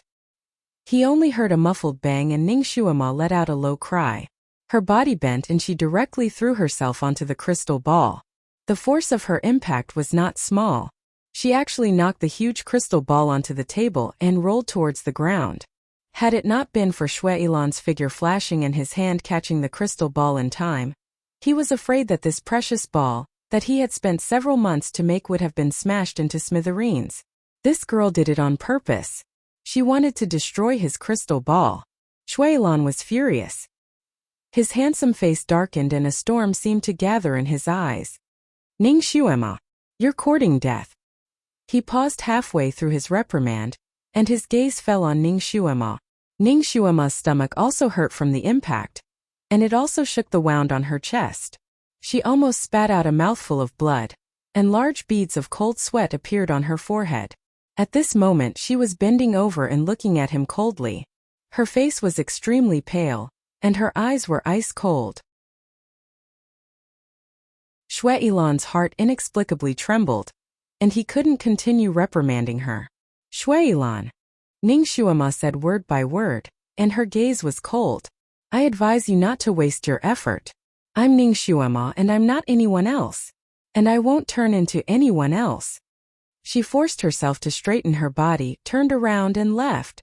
Although she didn't know what Shuilan wanted to do, he kept calling her Momo, and said that he wanted to make her remember everything. Now that he had made this crystal ball and asked her to place her hand on it, it was obvious that he wanted to cast some kind of spell on her. Who knows, he might be able to transfer that Momo's memory to her. Perhaps a person had a past life, or perhaps countless past lives. Perhaps in every life, they had entangled with many people and married many people. But what did that mean?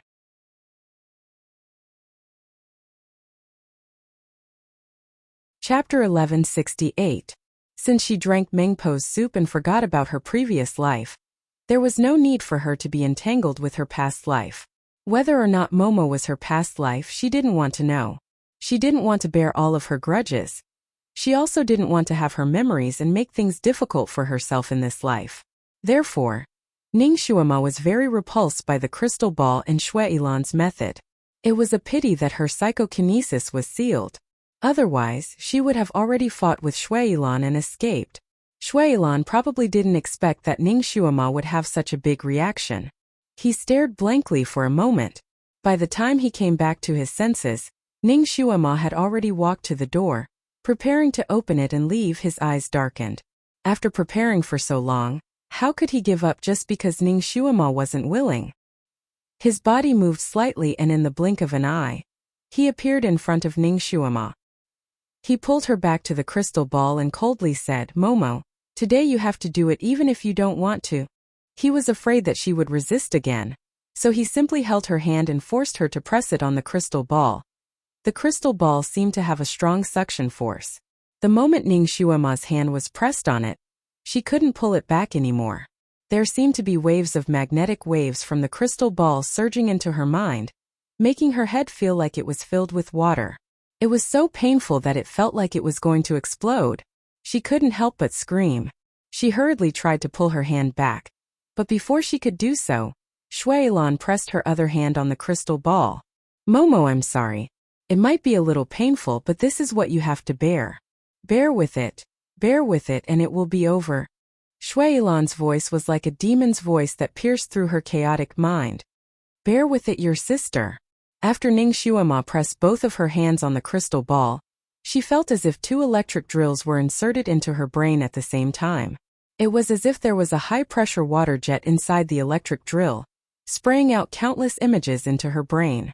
It was so crowded that her brain felt like it was going to explode. She couldn't help but curse. Excruciating pain. He had never experienced such intense pain before. The sharp pain caused Ning Xuema to break out in a cold sweat. Her face was as white as snow, and then it turned as red as a tomato. Her body was trembling so badly that she could barely stand.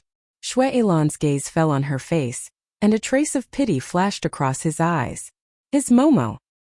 He didn't want his Momo to suffer like this, but if he didn't do this, she wouldn't have recovered her memories from her previous life and wouldn't be able to stay by his side at ease. He stretched out his hand, and the black wave zither appeared on his lap.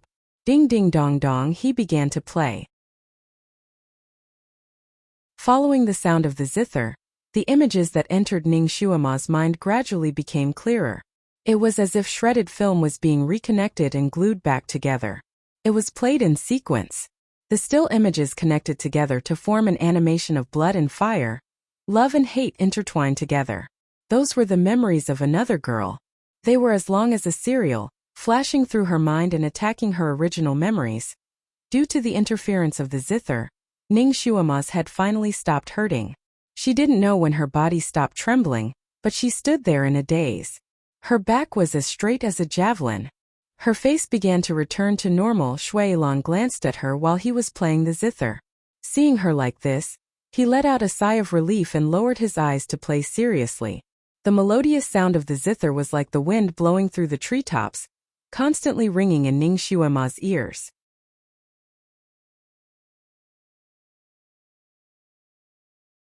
Chapter 1169. The sound of the zither continued for an entire day. When it finally came to an end, the hall fell into true silence. It was so quiet that even the breathing of the two people could not be heard. Shuailan had obviously used some kind of spell when he was playing the zither, and it consumed a lot of MF. After an entire day, his face was extremely pale, and there were even traces of blood seeping out from the corner of his lips. However, he only used his sleeves to wipe it off. His eyes were fixed on Ning Xuema's face, as if he was a child waiting for the results of an exam. Ning Xuema stood there with her eyes lowered. Her face was as pale as snow, and she was looking at her hands. When the sound of the zither stopped, the crystal ball seemed to have lost its effect as well, and she could finally withdraw her hands. The crystal ball on the table seemed to have been sucked dry of all its spiritual energy, and it turned into a dull gray color, like a stone without spirituality. Ning Xuema did not move for a long time. Shuailan finally could not hold it in anymore. "Momo!" Ning Xuema did not seem to hear him. Shuailan did not give up and called out again, much louder this time. Ning Xuema slowly raised her head. Her eyes were as dark as the night, but the corners of her lips slowly pulled into a smile. "Shuailan, the 9D blockbuster you showed me was not bad. It was very exciting." Shuailan. He did not understand the keyword she said. 9D blockbuster? Ning Xuema yawned. "Even if I told you, you wouldn't understand. In short, the drama you rehearsed was very logical, melodramatic, emotional, and able to move people's emotions. It made people feel as if they were in the real world. However, a drama is just a drama and not real life. Therefore, after watching it and being moved, we should just do what we should do." She strode out. I'm sleepy after watching this for an entire day. Shuailan finally reacted. He rushed over and stood in front of her. Momo, do you think what you're seeing isn't real? Ning Shuema took a step back and looked at him calmly. Well, let's just treat it as real. I'll just treat it as watching a documentary. So what? That Momo isn't me. Even if you force her memory on me, it's not me. That's you. Your past life. You're Shuemo. Ning Shuemo raised her eyebrows and smiled. Do you think that if you force her memory on me, I will become her? Shuailan. Why did he feel that something was amiss? Ning Shuemo recovered Shueimo's memories. Shouldn't it be Shueimo? Shouldn't it be, should it be? Even if she didn't throw herself into his arms after such a long time, she shouldn't be treating him like this. Her reaction was no different than if she hadn't recovered her past life's memories. It was rare for him to be in a daze. Ning Shuema took advantage of his daze to open the door and go out. The sun outside was just right. The midday sun shone on her body, making her feel warm. Ning Shuemo remembered that when Shuailan forcefully pulled her into the hall, it was close to noon. She didn't expect that after watching the film for an entire day. When she came out, it was already noon of the next day. The hall was quite cold. She had stayed in there for an entire day, and felt that she was about to be frozen. When she came out just now, even her bones were emitting cold air. She stretched her almost stiff body under the sunlight and took a light breath. She completely emptied her mind and closed her eyes to enjoy the sunlight. After staying in a dark place for so long, she had long been longing for sunlight. Fresh memories that didn't belong to her stirred in her mind.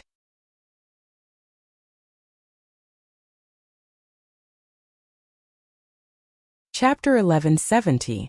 Just as that thought was about to surface, she immediately suppressed it. Ning Shuema.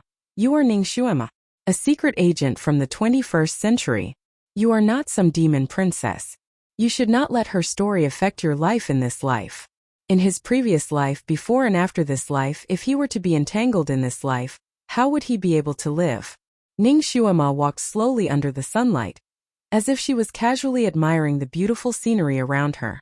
She looked very carefree, but what about her heart? She sat down on a stone bench.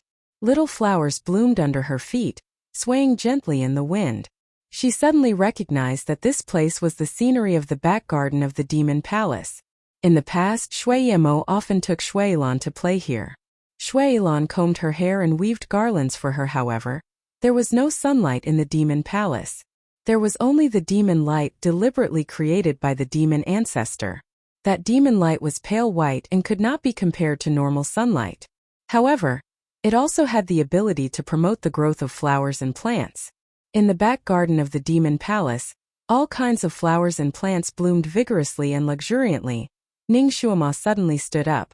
Damn it! She said that she would not be affected by her previous life. Why did she unconsciously recall those memories that did not belong to her? She walked with large strides to the palace where she was currently staying. Sleep. She wanted to sleep. After she left, Shuailan appeared in the same place. He looked at Ning Shuema's departing figure with deep eyes. The memories in the crystal ball did not seem to affect her much. This was really out of his expectations. Could it be that there was an accident with the crystal ball that he made? She did not completely absorb the things inside. He wanted to check the crystal ball again, but that thing could only be used once. Using it once would exhaust all the energy inside. Even if he wanted to check it again, he would not be able to see anything. Therefore, as powerful as he was, he could not detect how much Ning Shuema had received about Shuaime's memories. Ning Shuema slept for half a month. Shuailan came to visit her many times, but she was always asleep. He knew that forcibly instilling memories of Snowy Moon into her mind was, after all, an act of defiance against the will of the heavens. It would harm her own brain as well. Right now, her deep sleep was a form of self-recovery. She should be fine after sleeping for a few days. Shuailan's initial estimate was that she would sleep for 7 to 8 days, but he didn't expect her to sleep for so long. A few days later, he wanted to wake her up several times, but he gave up after thinking about it. Sleeping wouldn't kill her. She would wake up when she had enough sleep, and she would have to face everything when she woke up. Momo, you just don't want to accept this fact now. When you really come back to your senses, you'll understand that you actually love me. For me, you even gave your body to that person, just to obtain his heart's blood. Momo, we should be a couple. We were in our previous life, and we should be even more so in this life. Shui Yilan's finger lightly brushed against Ning Shuima's sleeping face as he spoke in a low voice. Great God! Ning Shuima suddenly murmured in her sleep. Shui Yilan's fingers stiffened. His eyes flashed with anger. She had already recovered her memories of Snowy Moon. But she was still thinking about that person. He reached out his hand as if to do something, but after thinking about it, he gave up. He turned around and walked out. Ning Shuima slowly opened her eyes. She had already woken up when Shui Yilan sat down, but she was unwilling to open her eyes. She had also heard Shui Yilan's whispers. Her heart felt as if it had been pierced by something, but she remained calm and collected.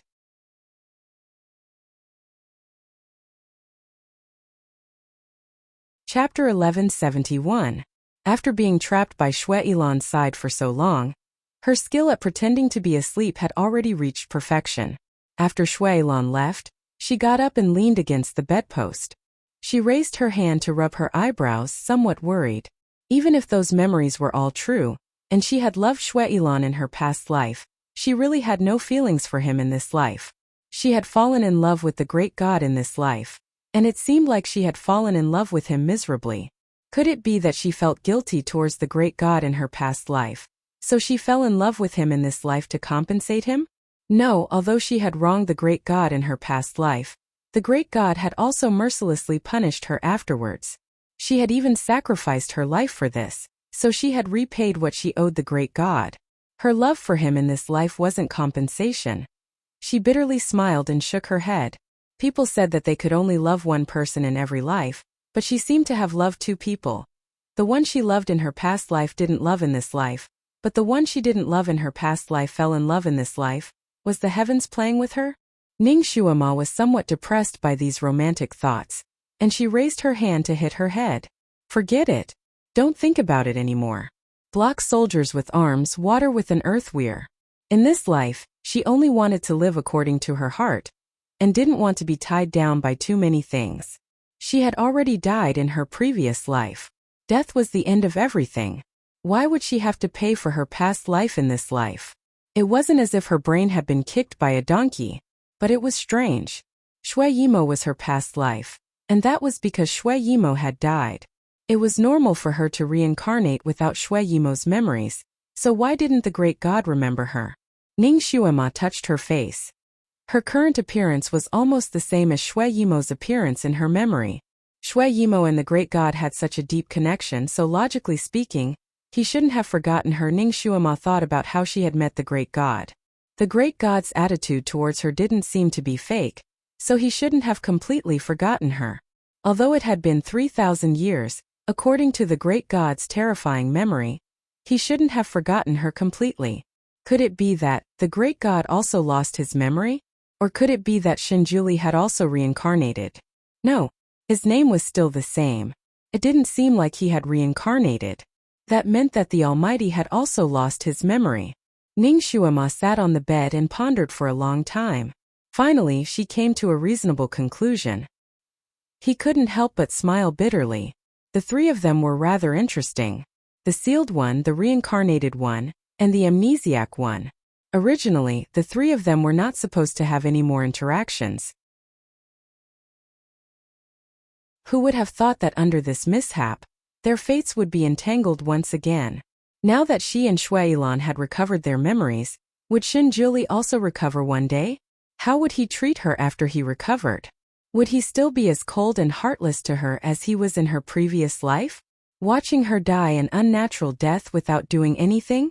She took a deep breath and sorted out her messy thoughts. Then she rubbed the space between her eyebrows. She didn't want to care about her previous life anymore. She only wanted to grasp the present and live in the present. However, the death of her previous life was like a thorn in her heart, making her unable to let go for a while. Thinking about it again, in her previous life, she had let the great god down first. Then, the way he treated her afterwards could be considered reasonable. She shouldn't bother about it. In this life, the great god was really good to her. If she were to dwell on the past, then she wouldn't be free and easy.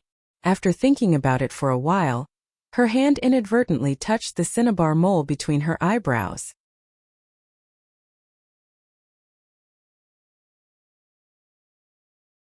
Chapter 1172. Ningxuoma's heart skipped a beat. She had already removed her identity as the Almighty's concubine, but she didn't expect that this cinnabar mole still existed. It was just that it had become a real cinnabar mole, and didn't have the original contract function. Her real identity now was Shunjuli's disciple. Ningxuoma hugged her knees as she sat there. At this moment her thoughts drifted far away. Speaking of which, how was the Almighty now? Had he come back? If he had come back with the Almighty's abilities, he should have been able to find her after so long. Did something really happen to the Almighty? Thinking of this, her heart began to burn again. She hated herself for being locked up in such a secluded place where she couldn't even see a strand of hair. She couldn't even find out about the Almighty's whereabouts. No, she couldn't let Shuailan lock her up like this. She couldn't just sit there and wait for death. Ningxuoma sat calmly for a moment and started to think of a way to escape. The flowers in the forest withered, and it was another year of green. Unknowingly, a year had passed. In this year, Ningxuoma used the excuse of walking around to explore every corner, but she couldn't find a crack that could break through the wizardry barrier. Therefore, with her current abilities, she could basically eliminate the idea of breaking through the wizardry barrier. Shuailan went missing for a month. After he came back, he returned to his usual self and often came to visit her. He would often ignore her objections and take her out for a walk. During the walk, he would talk to her and test her to see how much she had recovered. However, Ningxuoma hid her emotions too well. Basically, not a single drop of water leaked out. Shuailan had been beating around the bush for several days, but he still couldn't get any answers. Every time he saw her, his gaze became deeper and deeper. His gaze was like that of a lone wolf, looking at her as if he was looking at meat hidden in a glass jar. There were a few times when he wanted to use his wolf claws to take the meat out of the jar and eat it up. Ningxuoma's heart would be alarmed every time she saw him. She started to use all kinds of methods to deal with him.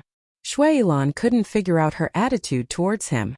She tried her best not to anger him so that he would not have the chance to transform into a wolf. Occasionally, when Shuailan couldn't hold himself back and was about to throw caution to the wind, her charming face would become taut, and she would take on the style of Snowdress Mo. She looked at Shuailan with a smile that wasn't a smile.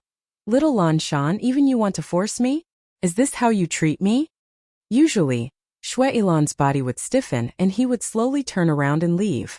Ningxuoma knew that this was a bit cruel to Shuailan, but she had no other choice. She didn't love him, but the conventional way of rejecting Shuailan was useless. Her attitude towards Shuailan seemed to be distant, and her memories of her previous life were also vague. This made Shuailan unable to grasp her feelings. Shuailan wasn't a very patient person. Ningxuoma's dealings with him made him very unhappy, but he didn't want to vent his anger on her, so he often went out, and every time he went out, he would be gone for several days. When he came back, he would look at Ningxuoma's attitude, and he would find in despair that she was still the same. Naturally, he also thought of the twin life curse. In his moment of despair, he even secretly used it on her, hoping that she would treat him better the next day. Even if she wasn't affectionate towards him, at least she wouldn't be so cold to him. But he didn't expect that his twin life curse, which had worked every time, would have no effect on Ningxuoma. When she woke up, she was still the same.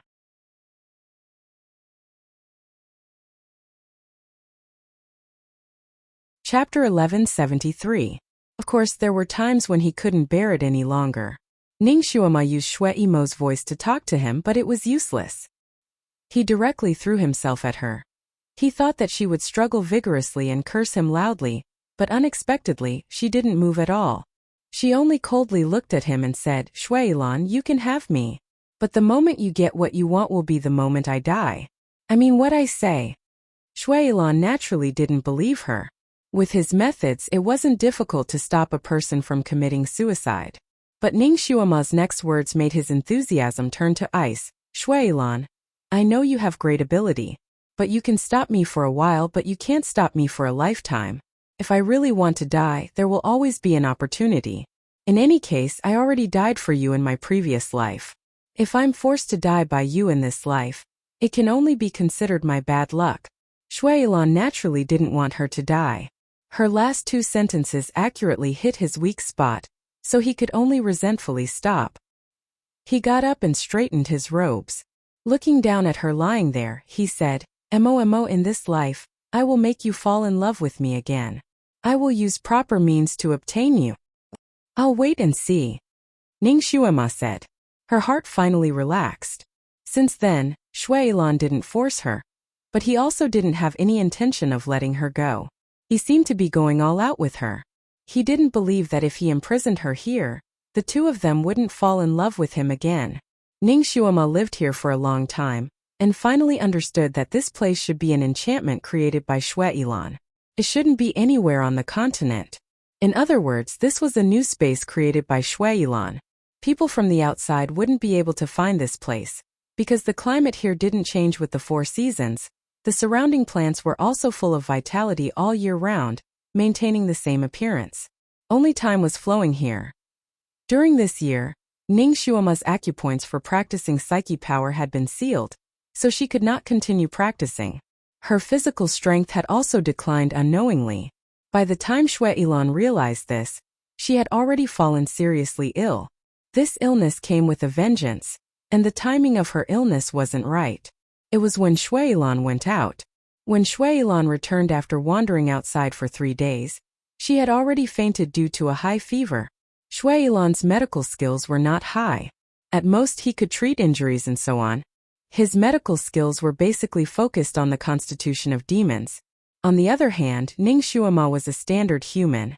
Even if she had been forced into the memories of snowy snow, she was still a human. A human's constitution was relatively weak. If they weren't careful, they could lose their life. Shui Yilan didn't dare to take this risk.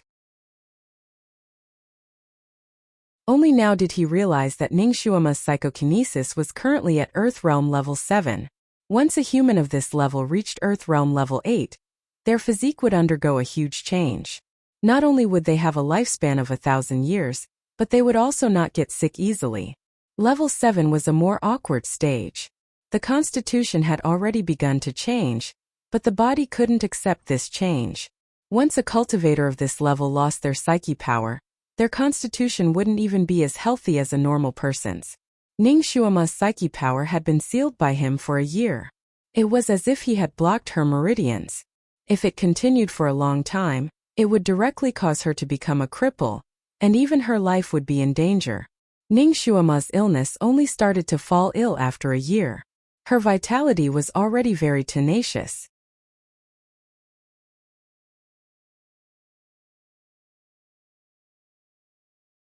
Chapter 1174.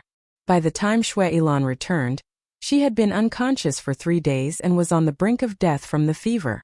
Shui Yilan's heart was filled with regret as he waited on her for 5 days. He even caught 4 or 5 famous doctors to treat her.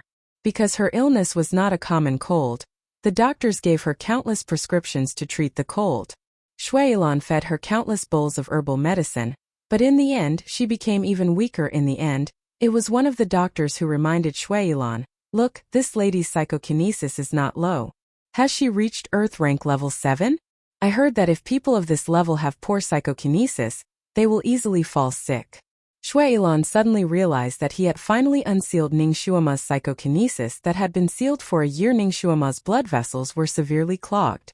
Although her psychokinesis had been unsealed, it could not be used properly.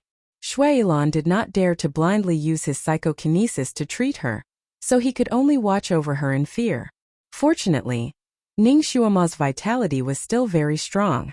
After her psychokinesis was unsealed, it automatically flowed slowly in her body. 5 days later, she finally struggled back from the brink of death. After this incident, Shui Yilan did not dare to seal her psychokinesis anymore. Considering that he could not find anyone to take care of her when he was away, it would be easy for problems to arise. Therefore, he thought of another way. He caught 4 girls from outside to be her maids and take care of her daily life. These 4 girls came from poor families and were illiterate. When they came, Shuailan cut off their tongues and turned them mute. Therefore, Shuailan was not afraid that these 4 girls would leak information about the outside world to Ning Shuama. At first, Ning Shuama thought that the people she had been waiting for had finally arrived, and that she could understand the situation. However, after seeing the condition of the 4 girls, she felt as if a bucket of cold water had been poured over her head, freezing her from head to toe. She no longer placed her hopes on outsiders. She could only rely on herself. She had always been extremely cold towards these 4 girls, because she was afraid that if she got too close to them, Shuailan would use their safety to threaten her. At that time, their fates would be even more worrying. After Ning Shuama's psyche power was restored, her body was much stronger, and her illness was finally getting better. She secretly used telepathy to contact Kiran a few more times, but she still couldn't reach him. She was now in a typical state of being isolated from the world. No matter how anxious she was, she couldn't go out, let alone contact anyone she was familiar with. She became depressed and shut herself in her room every day, refusing to say a word. When Shuailan first came to see her, she could still reply to him.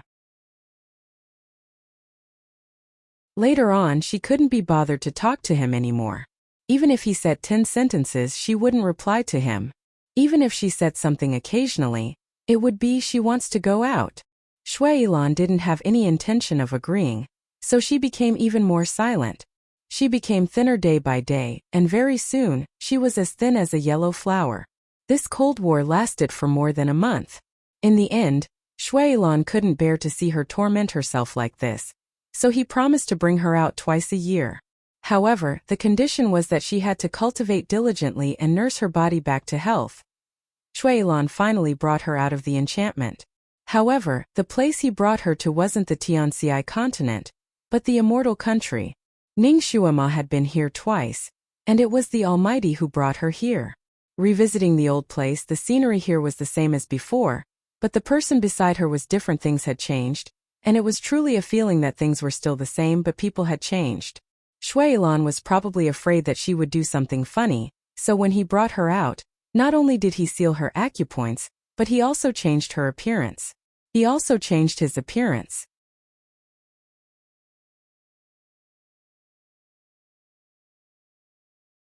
Chapter 1175. It had to be said that Shuailan's disguise technique was extremely brilliant. Ning Shuama was disguised as an ordinary young girl by him, while he himself was disguised as a simple young man. He held her hand and looked like a young man and woman from the countryside who had eloped. When these 2 people walked on the streets of the immortal kingdom, they didn't stand out at all. Ning Shuama's mute acupoint had been sealed, and her psychokinesis was sealed again. She could only walk like a normal person. She ran to crowded places, and the bustling crowd gave her a sense of familiarity. It was only at this moment that she realized what the saying, "Humans are social animals," meant. Now that she had returned to the crowd, even if she couldn't communicate, she still had the urge to cry. Shuailan had been following her closely, and he didn't lose sight of her at all. Ning Shuama naturally didn't have the chance to communicate with anyone alone. When it was time for lunch, Shuailan chose the largest restaurant in the area. The 2 of them were dressed like country bumpkins, and their appearance also carried a kind of rustic aura. However, when they arrived at the most expensive restaurant, they were almost stopped by the waiter at the entrance. Shuailan threw out a handful of crystal beads, which immediately lit up the waiter's eyes. He bowed and welcomed the 2 of them in. Shuailan originally wanted a single room, but Ning Shuama insisted on eating in the hall on the 2nd floor. Ning Shuama couldn't communicate with people normally right now, so it was good to be able to listen to them talk. Restaurants had always been a place for gossip. She might be able to hear some news about Shanjuli here. She had missed him so much in the past year that she almost went crazy. When she came, she was still holding on to the possibility that she might bump into Shanjuli here. What if he came here to look for her? After all, she and Shanjuli had come to this restaurant before. The great god had even peeled crabs for her here, and she had even smeared crab roe on her hand. It was also here that she had given him the moonlight sword. He had even teased her, saying that she had given him her dowry so early. However, she was disappointed in the end. There were many people in the hall, but there was no sign of him. She couldn't even find a figure that resembled him. She had heard a lot of gossip here, but none of it was about him. It was all about the business and family, and there was nothing to remember. Shuailan probably wanted to win her favor, so he ordered a table full of her favorite dishes and accompanied her to drink a few bottles of wine. Ning Xuema had been locked up by him for more than a year, so she rarely smiled. Now she finally smiled a little more. However, she would occasionally stare at the neighboring table in a daze, as if she was deep in thought. He also glanced at the neighboring table. There was a couple there. The man was handsome, and the woman was beautiful. They looked like a perfect couple. The two of them looked very loving, but there was nothing special about them. He turned to look at Ning Xuema's plate. He had also picked up a lot of food for her. Although she didn't refuse, she didn't taste a single thing. She obviously didn't accept his kindness. His fingers holding the chopsticks were somewhat pale, and there seemed to be a trace of pain in the depths of his eyes. She had clearly recovered her memories of Shui Yemo, so why was she still so cold to him? Why was she still thinking about that man? He glanced at the neighboring table again, and suddenly felt that the couple's display of affection was somewhat dazzling. Shuailan didn't say anything. He only flicked his fingernails at the table between meals. The movement was so small that it was almost unnoticeable.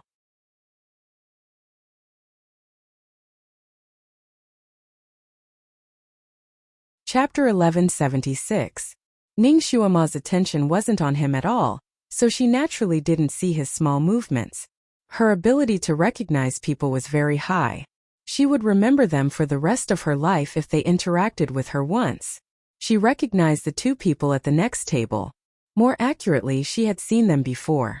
When she and the great god first came here, this couple had bought a few crystal beads in a fit of pique. That man had chased after the girl and apologized for a long time. She couldn't help but laugh when she saw it, even teasing the great god beside her. It was clearly a very normal scene, but now that she thought about it, it was a happiness that she could never touch again. Great God, where are you?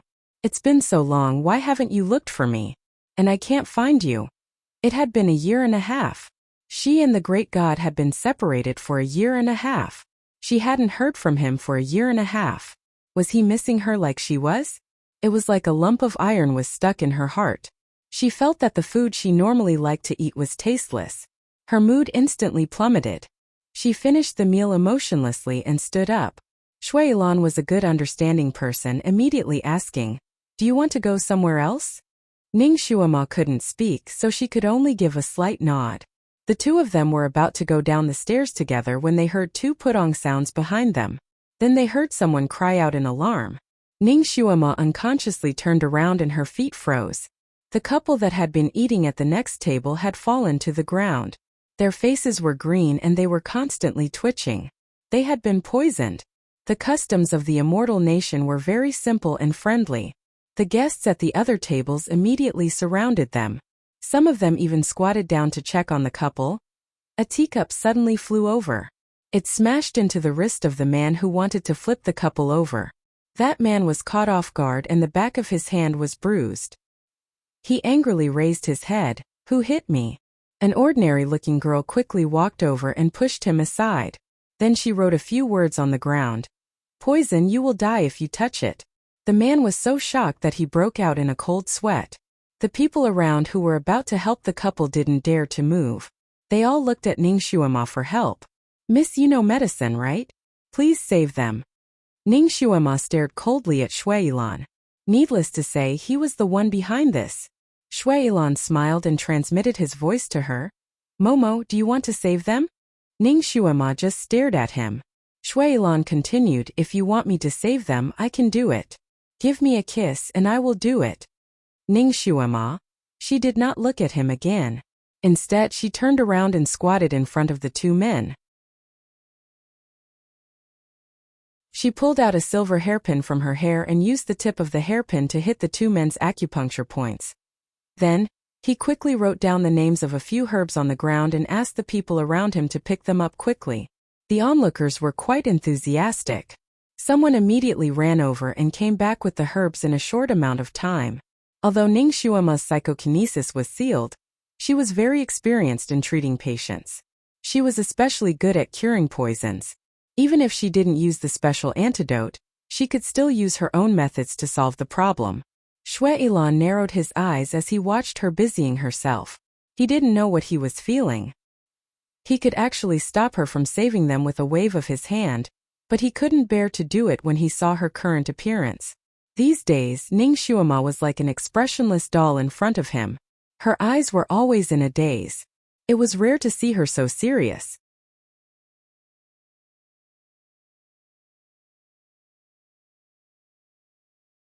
Chapter 1177. In less than an hour, Ning Shuama had successfully cured the couple of poison. Naturally, they were extremely grateful. The surrounding people looked at Ning Shuama with eyes full of admiration. No matter where, a godly doctor was extremely popular. Ning Shuama had saved 2 people with just a few needles. Naturally, she had become a legend. When she left the restaurant and wandered around the streets, there were already people calling her a godly doctor. There were even people who invited her to treat their relatives. There were many famous and influential people among them.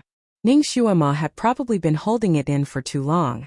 Now that there was an opportunity to be in close contact with people, she naturally wouldn't let it go. She didn't reject anyone who came. Shui Ilan was naturally unwilling. He was a devil. In his heart, Ning Shuama was also a devil. It had always been the devil who harmed people. He had never heard of a devil who frequently saved people. He wanted to stop her, but when he saw Ning Shuama's excited expression, he couldn't bear to do so. In the end, he decided to forget it. It was rare for him to accompany her for a day. He would just let her be happy. Thus, even though he was unwilling, he still became Ning Shuama's follower. One day flew by while Ning Shuama was in the process of treating and saving people.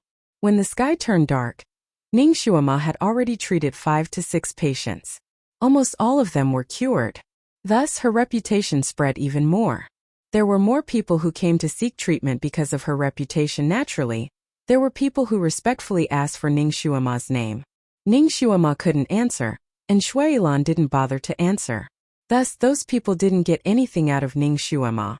They felt that Ning Shuama was even more mysterious. Thus, they gave her the title of Nameless Godly Doctor. Ning Shuama didn't expect that she would make a name for herself. When she saved the couple, it was only because the couple reminded her of the Almighty. She couldn't bear to see the couple disappear just like that. Thus, she didn't think too much before she saved them. But later on, she consciously established her own reputation. The Almighty knew that her medical skills were outstanding. If he was really looking for her, he might come looking for her. After hearing her name with this thought in mind, she became even more enthusiastic and serious when she saw the doctor. When it was dark, Shui Ilan wanted to drag her away. But when he saw how energetic she was when she was treating patients, he held himself back. It had been a long time since he had seen her like this. When she was treating patients, even the way she looked at him had become much gentler and warmer. It was no longer as frighteningly cold. That night, when they had dinner together, she ate some of the dishes that he had picked for her for the first time. She even smiled. For this reason, Shui Ilan decided to stay here for another day. At night, the two of them entered an inn. Shui Ilan was naturally worried about leaving her alone in a room, so he directly asked for a guest room. Ning Shuama knew that she couldn't resist, so she didn't react. Anyway, there were 2 beds in the guest room. She and Shui Ilan could take one each. After all, she had dealt with Shui Ilan for more than a year. She knew that he wouldn't force himself on her again. Shui Ilan was indeed very well behaved. He automatically laid down on a bed, and didn't have any intention of disturbing Ning Shuama.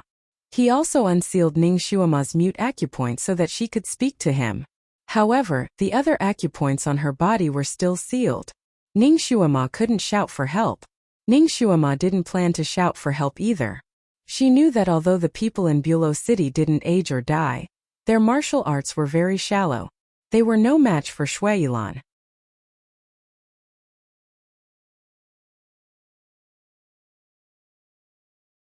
Chapter 1178. Even if she shouted for help and called for help, it would only add a few innocent lives. Moreover, if she angered him, He might directly take her back and never give her a chance to come out again. Therefore, after Ning Xuema's mute acupoint was unsealed, she was still very calm, which made Shui Yilan feel a lot more relieved. Today he stayed by Ning Xuema's side, afraid that she would play tricks, so he almost didn't blink his eyes. After such a long day, he was also a bit tired and fell asleep not long after lying on the bed. He was also afraid that after he fell asleep, Ning Xuema would look for an opportunity to escape. Thus he used a technique to place a curse on her wrist. Ning Xuema's movements in this room were nothing, but once she left, he would immediately be able to detect her and catch her back. The room quieted down. Ning Xuema sat on her own bed, her gaze falling on Shui Yilan, her gaze somewhat complicated. These days she naturally saw Shui Yilan's attitude and accommodating attitude towards her. If she said that she didn't have any feelings in her heart, that would be a lie. After all, there were still memories of her previous life. Looking at those memories, Shui Yilan was the only one who depended on Shui Yilan. When Shui Yilan was seriously injured and on the verge of death, she went to the immortal world to become a spy in order to save him. In the end, she killed the great god and took his heart's blood, pulling Shui Yilan back from the brink of death. After Shui Yilan was revived, Shui Yilan cherished him even more, and even had the thought of marrying him. Under the devil ancestors' auspices, they almost went through the wedding ceremony on that day. If Shun Jili hadn't used the snowy talisman as a spy and brought the immortal world's people to kill their way in, catching the demon world unprepared and causing a disaster, perhaps she really would have married Shui Yilan and become his wife. In those memories at the very end, Shun Jili had heavily injured her and coldly watched as she was killed by the snow-robed talisman. From start to finish he didn't even frown. As for Shui Yilan, in order to save Shui Yemo, he was once again severely injured by Shun Jili, and ended up being sealed. Ning Xuema actually felt that she was quite strange. According to her memories from her previous life, she seemed to have a special liking for Shui Yilan. Even if she didn't recover her memories, she should have a good impression of him, and even hazy feelings of love. But for some reason she didn't like him now. She even felt a little disgusted. Even though she had regained her memory, she still didn't have that kind of feeling for him. No matter how well he treated her, she couldn't find the feeling of love for him. She only felt a little guilty when she saw him down. Occasionally, he would feel some pain in his heart. It was the pain of seeing his little brother being bullied. But guilt wasn't love. What's more, although he saved her, he also imprisoned her at the same time. He raised her like a canary and didn't give her the slightest freedom. Every time she thought of this, even that little bit of guilt would vanish. She closed her eyes and prepared to adjust her breathing.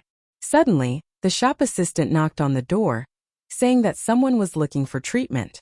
The person who was looking for treatment was very special. It was blacksmithing. Xuema's heart was moved. This blacksmith Yi was the one who made her moonlight sword. He could be considered an acquaintance. Perhaps she could ask him to pass on a message. She was about to go out when Shui Yilan sat up and looked at her with a smile that wasn't a smile. You want to treat him? Ning Xuema nodded. Saving people is like putting out a fire. I don't know when you became so compassionate. Momo, are you really a demon? Ning Xuema sneered. I only do things according to my heart. Whether it's an immortal or a demon, it doesn't matter to me.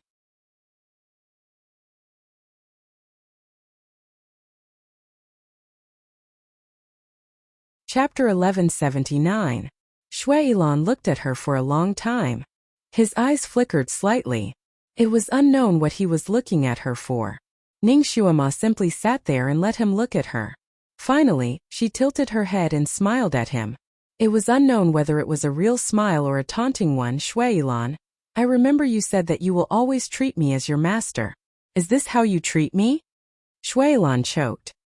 His eyes drooped slightly and he sighed. Momo, as long as you really come back, I will always treat you as my master. But you seem to.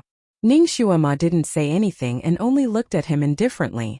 That kind of gaze was similar to how Shui Yemo looked at him 3,000 years ago when he was incompetent.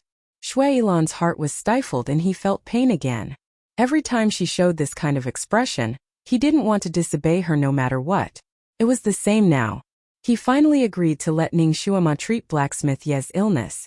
Blacksmith Ye was carried in. More than half of his left arm was broken. His whole body was dripping with blood, and he was in so much pain that he almost fainted. It was said that when he was forging the sword at night, he accidentally fell on the sword he had just forged. This was a surgical operation. Ning Shuima was very good at it, but the equipment wasn't suitable.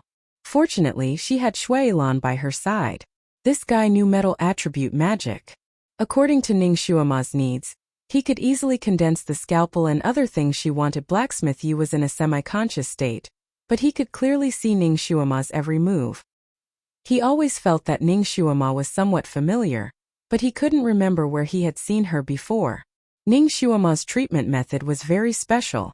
Not to mention the people in this country, even Shui Lan had never seen it before. During the treatment process, she ordered Shui Lan to do this and that from time to time. Her words were crisp and clear, making it impossible for people to refuse. Shui Lan was amused, but he was willing to be her assistant. Of course, that was only if she did not order him out of the room. His gaze fell on Ning Shuima from time to time. He vaguely felt that his Momo had changed after he was reincarnated. They would become stronger, more self-centered and more carefree. Perhaps it was due to the environment, but in the previous life Shui Yemo was somewhat gloomy. Her temperament was also unstable, and she had a kind of numbness that went with the flow. But in this life she was much more lively and cheerful. In her previous life she would either smile when she was socializing, sneering, or smiling out of boredom. She had never seen her smile from the bottom of her heart. However, in this life he had seen her laugh a few times. She laughed heartily, laughed freely, and even laughed without a care in the world.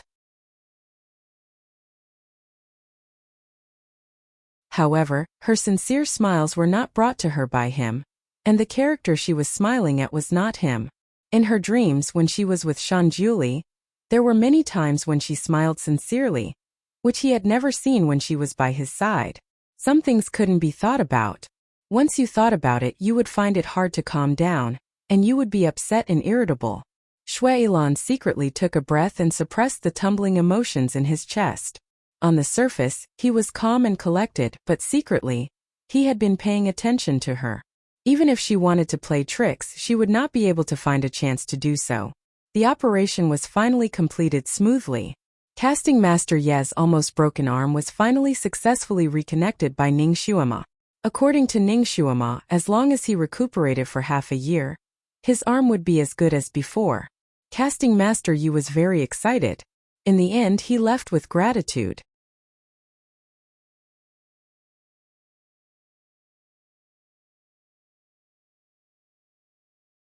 Chapter 1180. When Blacksmith Yi went in, he was carried in, but when he came out, he walked out on his own. In the eyes of the people waiting below, this was a miracle. Even after Blacksmith Yi left, Shui Lan still didn't find out what Ning Shuima was up to. He didn't want to stay in the store any longer, so he brought Ning Shuima back that very night. In the Immortal Kingdom, Ning Shuima's fame as a nameless divine doctor became even more resounding and bright. After a few days, almost the entire kingdom knew about her. She became the topic of conversation in the streets, restaurants, and tea houses. Shui Lan found that after Ning Shuima went out, she became much more lively. She was no longer as lifeless as before.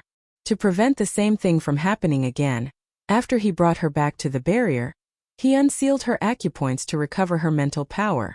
Since his skills were much higher than hers, even if she recovered, she wouldn't be his opponent.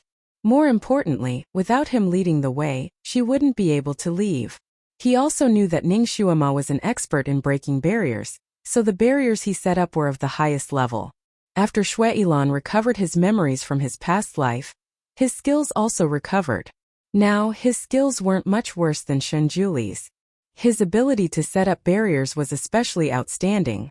Otherwise, he wouldn't have been able to break the barrier on Heavenly Sound Peak in time, and save Ning Shuima from Wu Mo's hands. Of course, to be safe, he set up layers of barriers. Even if Ning Shuima broke one of them, there was still a second barrier to stop her. No matter which barrier was broken, he could quickly sense it and quickly rush over. He also threatened Ning Shuima. If he found out that she was breaking barriers, he would cancel her benefits of going out twice a year. Ning Shuima never fought an unprepared battle. Before she had full confidence, she wouldn't act blindly. After returning, she began to cultivate diligently. Now, she was already at the 7.5 level of the Earth rank. As long as she reached the 8th level, she would be able to find a way to truly break through his 2 layers of enchantments and directly escape. Before that, as long as Shui Yilan didn't cross her bottom line, she wouldn't cross his bottom line either.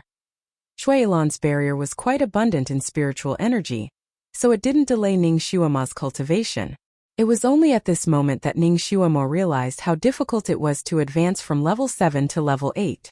Back then, Yelu Jing had once told her that even if he had risen from the 7th level to the 8th level, it had still taken him a full 50 years, and he had even been hailed as the fastest leveler in the Tianxi continent.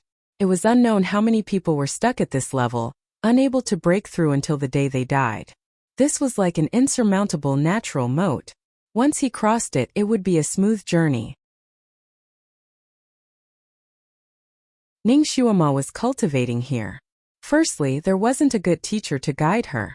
Secondly, the little loli in her body had recently shown signs of awakening. As long as her mind was slightly shaken, the little loli's voice would ring in her ears like a demon's voice, causing her to be impetuous, and the speed of her cultivation naturally slowed down by a lot.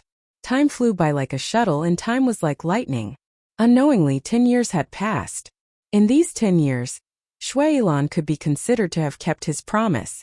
Every year he would bring her out twice to different continents, different places. There were some places that Ning Xuema had followed the great god to, and some places that she had never been to before. The local conditions and customs were completely different. The only place that they didn't go was the place that she wanted to go the most in the Tianxi continent. These times, most of them were just for a day's stroll. The chance encounter that Ning Xuema was looking forward to didn't happen.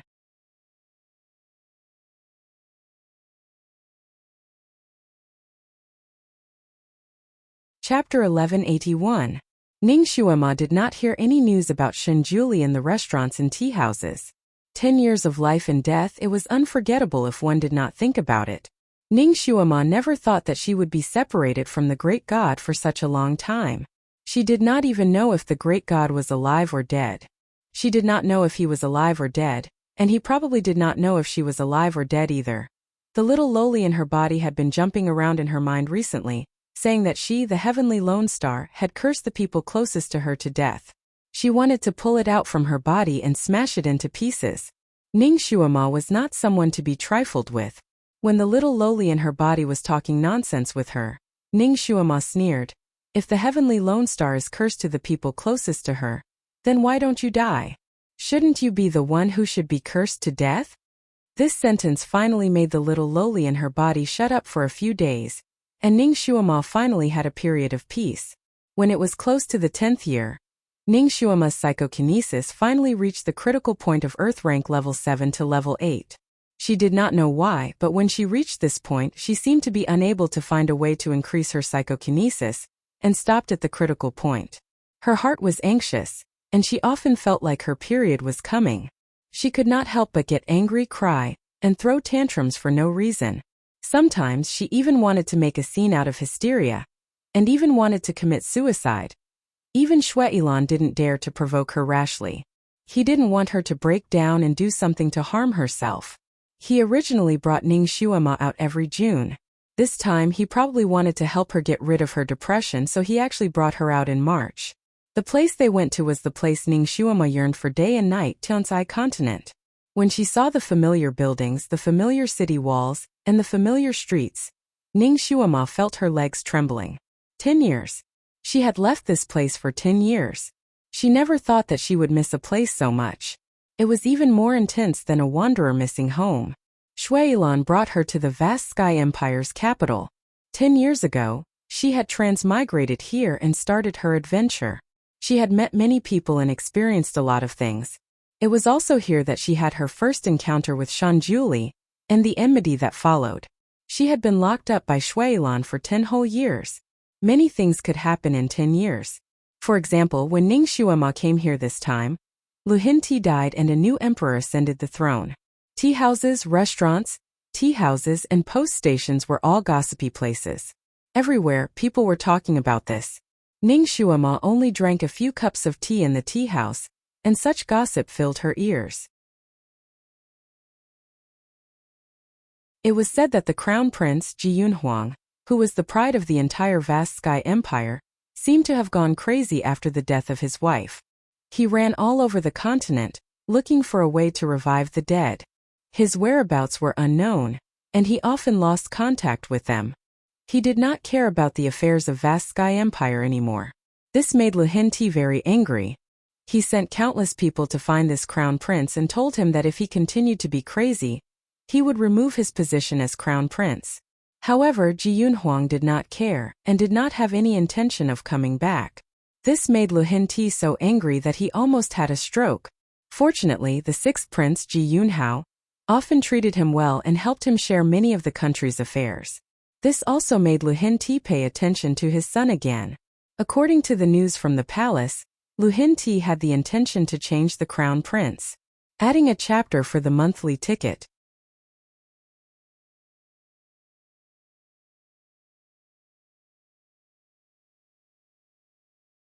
Chapter 1182. However, before the imperial edict to appoint a new crown prince could be passed down, Lu Henti suddenly fell ill and died. Ji Yunhao was originally a man of great talent and bold vision. In the past 10 years, he had nurtured many henchmen and more than half of the court officials were under his influence. With Lu Henti's death and Ji Yunhuang's disappearance, the successor to the throne naturally fell on Ji Yunhao. The day that Ning Xuema arrived was the day of Ji Yunhao's coronation. All the citizens of the city went to watch Ji Yunhao's coronation. It was said that the coronation was very grand and solemn. However, Ning Xuema did not have any interest in watching it. When the people in the tea house discussed this grand occasion, their saliva naturally flew everywhere. Of course, when they mentioned Ji Yunhuang, they could not help but shake their heads. He was obviously a heaven-gifted genius, but who would have thought that he would be destroyed in the hands of a cauldron? It seems that when Lord Heavenly Teacher bestowed Tian Shueqing to the original crown prince, it was a disaster. Someone sighed. That's right. If it was not for that Tian Shueqing, the original crown prince would not have gone crazy. The one ascending the throne right now might be Her Highness Yun Huang. Someone added. Shua, don't talk about national affairs. You don't want to live anymore. Someone stopped him in a low voice. His tone was filled with panic and fear. Ning Xuema sat there and listened without saying a word. She did not know what she was feeling in her heart. Ji Yunhuang was her friend. She thought that Tian Shueqing's death would at most be a heavy blow to him, and that he would at most be depressed for 1 or 2 years before recovering. However, she did not expect that the ending would be like this. This ending was probably something that Tian Shueqing did not expect, right? On the other hand, Ji Yunhao had benefited from it and obtained the throne for nothing. Seeing your friend fall to this state, you must feel bad, right? If you hadn't met Ji Yunhuang back then, he wouldn't have fallen in love with you. If he didn't fall in love with you, Shen Juli wouldn't have forced Tian Shueqing onto him. He also wouldn't have found Shui Mo, who was similar to you, to fall in love with him and make Tian Shueqing feel even more hopeless. I heard that Tian Shueqing died to save Shui Mo. TSK, after all these chain of events, the main culprit is still you, Ning Xuema. Your fate as a jinx has trapped everyone close to you. You can only get rid of this fate if you turn into a demon. The little loli in her mind began to chatter again. Ning Xuema fiercely gulped down a mouthful of tea. She wished she could drown the little loli in her stomach. This damned heart demon was simply trying to push all kinds of shit onto her head, constantly trying to seduce her into becoming a demon, but she just had to listen. In order to divert her attention, she went to listen to those people's gossip. By the way, I wonder if Lord Dizun will come this time? Someone suddenly asked. Ning Xuema's heart suddenly jumped. In 10 years, this was the first time she heard news about him. She couldn't help but perk up her ears, afraid that she would miss a word. He should come, right? Lord Dizun usually comes to Chongkong country once every 18 years. Moreover, when the new emperors of the 5 countries ascend the throne, Lord Dizun will appear once. Lord Dizun sees Chongkong country in a new light. This time he will definitely come for such a big event. By the way, 8 years ago, when the new emperor of Xianming country ascended the throne, Lord Dizun went. This time he will definitely come. Really? Then we are in for a treat. I only heard that Lord Dizun came once 10 years ago. Unfortunately, I didn't get to meet him at that time. This time I hope to see him once, even if I have to kneel until my knees break. The people at the neighboring table were discussing spiritedly.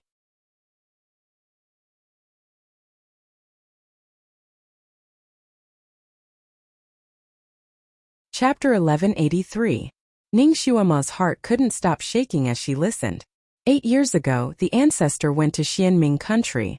Was it Shanjuli, or the fake Wuemo? Who would appear this time?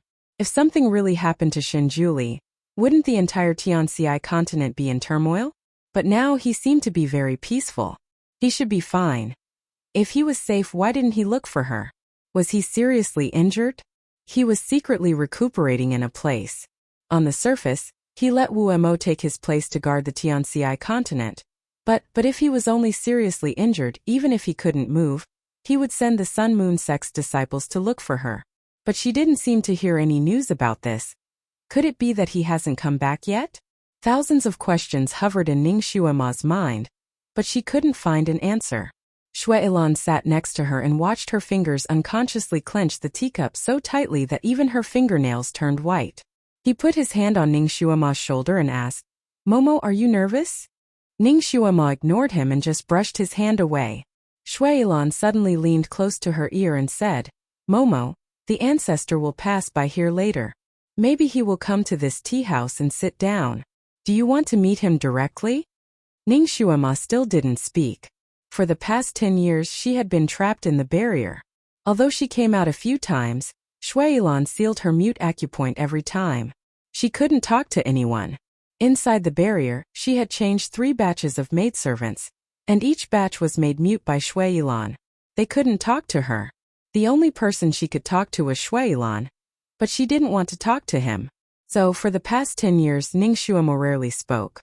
In total, she didn't speak 30 to 40 sentences. She almost couldn't communicate with people anymore. At this moment both of them were still in disguise. This time Shui Ilan was a little immoral. He disguised her as a sickly girl with a face full of pockmarks and yellow hair, while he himself was still a graceful young man. Shui Ilan relied on his high telekinesis and was too lazy to disguise himself. He only used a kind of camouflage to hide his true appearance. However, the people outside still saw him as a handsome man who was hard to find in heaven and earth. After sitting here for an hour, who knew how many young girls were secretly throwing flirtatious glances at him? Some even deliberately came over to strike up a conversation. However, Shui Ilan didn't pay any attention to those girls. All of his energy was focused on Ning Xuema. From time to time he would serve her tea and snacks. He sat beside her in an extremely intimate manner, as if she was a treasure that he was holding in the palm of his hand and protecting. That affectionate look made countless passers-by envious.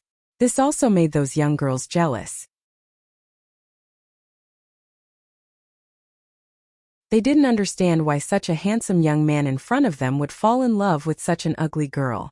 However, that ugly girl kept a cold face and didn't seem to care about her lover. This made those young girls who were secretly watching even more indignant. In their eyes Shui Ilan was a fresh flower and Ning Xuema was a pile of cow dung. Now this fresh flower stuck in cow dung was enough to make people feel aggrieved. However, this cow dung still pretentiously avoided the fresh flower. Probably because someone didn't like it, another bold and beautiful young girl came over to strike up a conversation with Shui Ilan. She sat beside Shui Ilan and coquettishly asked Shui Ilan if he could buy her a drink.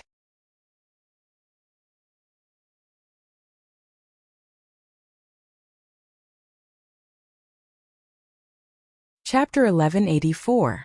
Shui Ilan looked at Ning Xuema beside him.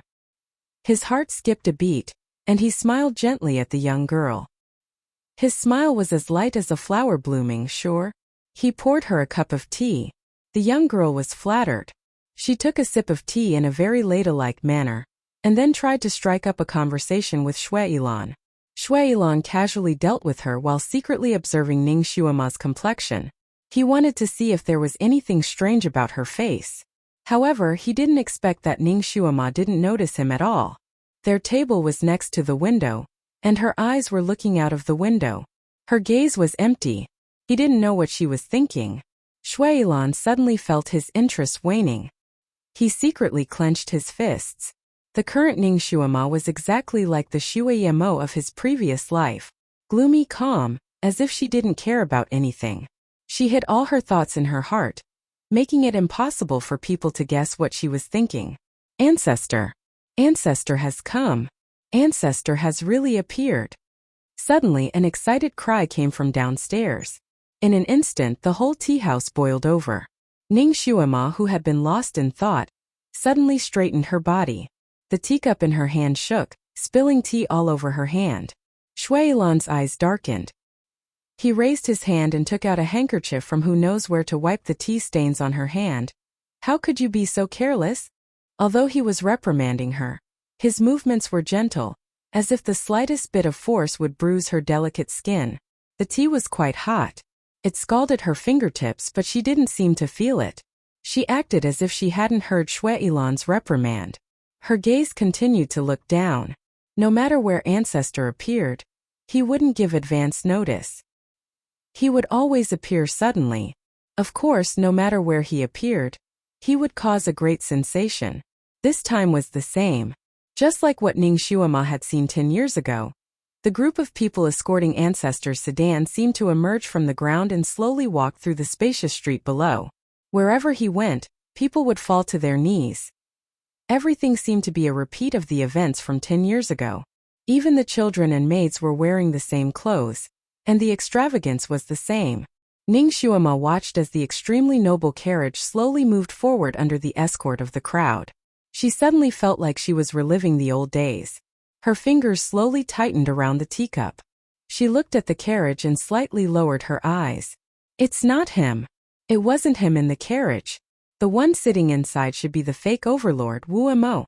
Although the curtains of the carriage were heavy, Ning Shuamo relied on her keen sixth sense to come to this conclusion. Her gaze once again fell upon the carriage, and a cold glint flashed in her eyes. 10 years ago, this Wu Mo plotted against her and almost caused her to lose her life. Because of this, she fell into the hands of Shui Yilan and was imprisoned for 10 years. He caused her to be so miserable, but he still leisurely acted as his fake overlord. It seemed that he didn't receive any punishment. It seemed that the matter of him plotting against her was covered up by him. That's why he could still live so comfortably. However, she was trapped in hell. Sooner or later, she would get back at him for this. Probably because her gaze was too intense, Wu Mo, who was in the passing carriage, felt his heart tremble slightly. He raised his head and looked towards Ning Shuama's direction. Ning Shuama was sitting on the second floor of the tea house. The window was half open. Ning Shuama only revealed a small part of her body. From Wu Mo's direction, he could only see her pockmarked face.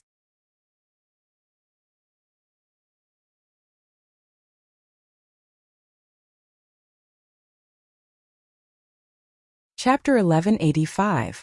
Although Ning Shuama's martial arts were sealed, her senses were still sharp. She immediately sensed Wu Mo's probing gaze and changed her expression. She looked down curiously. One had to admit that Shui Yilan's disguise technique was very good. Wu Mo looked at Ning Shuama a few times but still couldn't see through her disguise. Seeing that she was an ugly woman with an ordinary face, Wu Mo didn't take it to heart and continued to meditate with his eyes closed. Dizun's carriage finally disappeared at the other end of the long street. The tea house returned to its previous lively state. Everyone was talking about the purpose of Dizun's visit. Naturally, they were in high spirits. Ning Shuama was also somewhat dispirited, but she still listened to the people's discussion. She wanted to gather some information about Dizun from their nonsense. However, she was soon disappointed. Dizun had always been very mysterious. He came and went like a ghost. Moreover, he had a substitute. Most people didn't know his true face. They didn't even know who was the real Dizun, let alone other things. According to them, Dizun had appeared 3 times in the past 10 years. Each time he came and went like this. Most people didn't even see a corner of his clothes. Ning Shuama listened for a long time but still couldn't gather the information she wanted. She couldn't help but feel disappointed. It seemed that it would be difficult to get accurate information about Shenjuli, as long as she didn't escape from Shui Yilan's control. This time she could only rely on herself. Ning Shuama had been trapped in the enchantment for the first year. Every day, she hoped that Shinjuli would come down from the sky and save her. She hoped that he would tell her that he was fine. Then she waited year after year. The more she waited, the more disappointed she became. The more she waited, the more anxious and desperate she became. But now she was suddenly frightened. She had always been independent. When did she become like a daughter flower and depend on others? She had to rely on herself. The most important thing now was to break through to level 8. Only by breaking through to level 8 could she escape from Shui Yilan's imprisonment. However, her psychokinesis suddenly stopped advancing. It was stuck there. No matter how hard she tried, she couldn't break through. She became a little impatient again and slammed her teacup on the table, startling the beautiful girl who was chatting with Shui Yilan. That young girl took advantage of the pleasant conversation she had with Shui Yilan and felt that this handsome man in front of her was quite fond of her. So she didn't put this ugly girl, Ning Shuama, in her eyes. Seeing Ning Shuama holding the teacup, she thought that Ning Shuama was jealous. She couldn't help but curl her lips. Oh, is this big sister angry? Ning Shuama glanced at her. She had no idea what she was talking about, so she didn't bother to pay attention to it. Seeing that Ning Shuama didn't say anything, the young girl felt that she was easy to bully. She continued, "Big sister, you have such a good husband. It's a blessing from your previous life. But the young master is such an excellent person. It's impossible for him to marry only one. Moreover, big sister's appearance is so ordinary. You shouldn't be jealous." The young girl spoke with assurance, as if she was a woman who adhered to the 3 obediences and 4 virtues. Ning Shuama looked at her as if she was crazy. She then looked at Shui Yilan. Shui Yilan crossed his arms and looked at them with a faint smile. It was obvious that he was watching the show. Ning Shuama couldn't speak. She was too lazy to argue with this infatuated young girl. She looked away and looked out of the window again, thinking about her next move.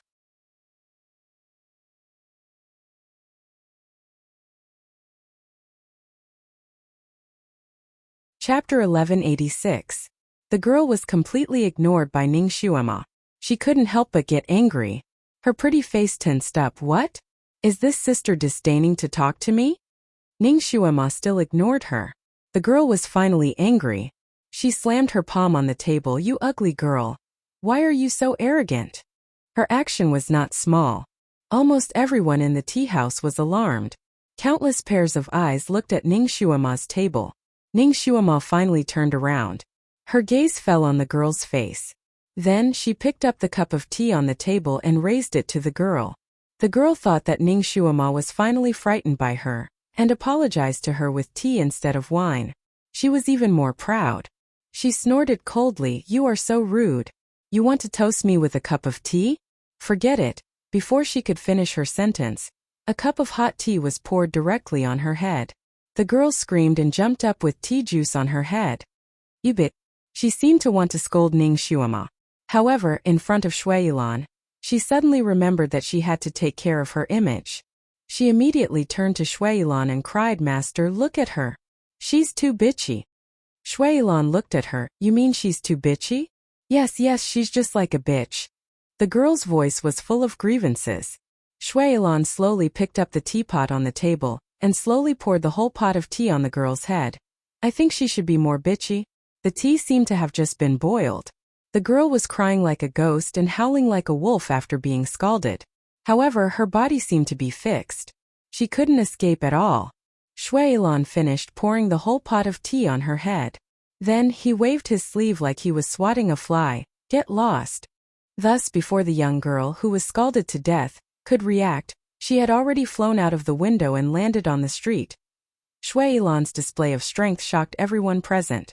The other girls who were envious of the bold girl who was able to chat with the handsome man immediately kept quiet out of fear. They no longer dared to have any thoughts of striking up a conversation. Shui Yilan sat down again. His gaze fell on Ning Shuama's face, and he smiled like a spring breeze. "Wife, I've wronged you just now. Come, have some desserts to cool down." Him calling her wife successfully gave Ning Shuama goosebumps all over her body. She didn't know what was wrong with Shui Yilan this time, but he kept calling her wife in front of and behind her back. She couldn't refute him, so she simply ignored him. She didn't eat the dessert that Shuilan handed to her. Instead, she took another piece and ate slowly. Shuilan didn't get angry. With a smile, he brought the plate of desserts to her. Wife, if you like to eat these, then eat more.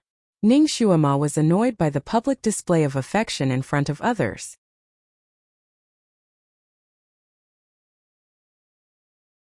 She was about to stand up and walk down when she suddenly seemed to be fixed by something. Her entire body froze there. The shopkeeper exclaimed from downstairs, "Celestial Master Han!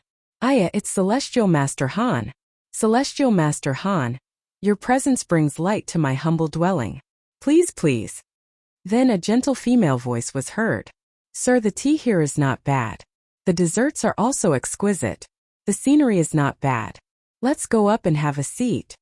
This voice belonged to the fairy Yunshi. "Celestial Master Han! Celestial Master Han! Could it be? Could it be?" Ning Shuima's body froze. The blood in her body rushed to her head, causing her ears to ring.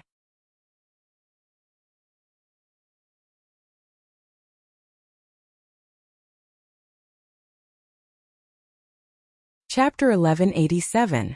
Ning Shuima's heart was beating like thunder at this moment.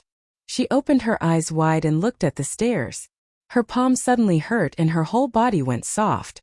She couldn't help but sit down and almost sat on Shuilan's body. Shuilan pulled her into his embrace and said with a smile, "Wife, don't be angry. Let your husband feed you, okay?" Ning Shuima's pressure points were sealed by him and she couldn't move at all. Moreover, when Shuilan hugged her in his embrace, her back was facing the stairs. She couldn't see that place anymore. At this moment she wanted to slap Shuilan to death. She looked at the culprit with a pair of eyes that seemed to be spitting fire. Shuilan smiled gracefully. "Wife, are you angry that your husband was hit on by someone just now?" "Wife, don't worry. I have no interest in other women. I only love you." He chattered endlessly in Ning Shuima's ear, spouting sweet nothings. His devilish voice pierced through Ning Shuima's ears, causing her to momentarily be unable to hear the commotion at the top of the stairs. She was very anxious and wanted to prick her ears like a fox to listen. She wanted to tell Shuilan to shut up, but she couldn't make a sound. Everyone's attention was originally on Ning Shuima's table, but when the people who came up the stairs entered, everyone held their breath. What a perfect couple! This was everyone's first reaction when they saw the two people who came in. The guests who came in were a man and a woman. The woman was wearing a snow-white dress. Her face was like a spring flower. Her movements were elegant and calm, with an inexplicable noble air. The man was wearing a moonlight robe. The corner of his robe was painted with a mountain rock and a cold moon. Although his appearance couldn't be seen clearly, his aura was like the clouds in the sky. It made people feel that it was blasphemous to look at him. It was the elusive Master Han Shangyue. 10 years ago, Han Shangyue was worshipped by Lu Hinti as the heavenly master of the vast sky empire. His grand ceremony of worshipping the heavens stunned the citizens of vast sky empire. This great master came and went without a trace. The last time the people of vast sky empire saw him was 10 years ago at the crown prince's wedding. After that, no one knew where he went. Even when it was widely rumored that Ning Shuima had been killed by the devil dwellers in the Sun Moon sect, this grandmaster did not appear again. Until 8 years ago, someone saw his whereabouts in the Feishing kingdom.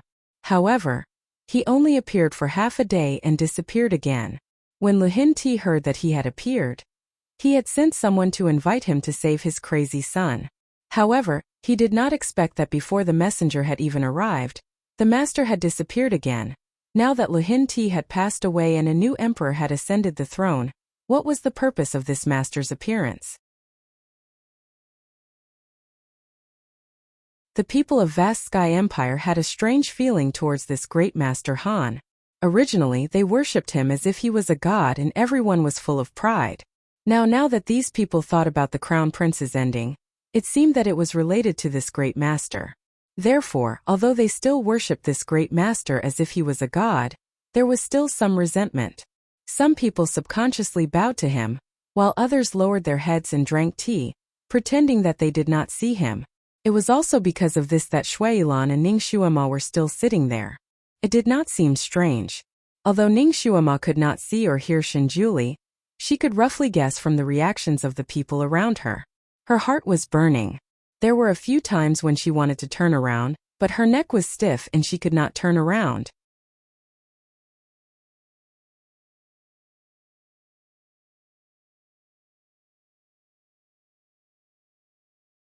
Chapter 1188. Momo, be good. Otherwise I'll take you away from here. Shuailan sent her a telepathic message. He picked up another pastry and fed it to her. His voice was so gentle that it was almost dripping water. Come, my wife. Try this. The pastry was as sweet as honey and melted instantly in her mouth. But what about her heart? Ningxuama wanted to cut Shuailan into pieces. This bastard is doing this on purpose. The more anxious I am, the more mischievous he is. Ningxuama suddenly stopped struggling.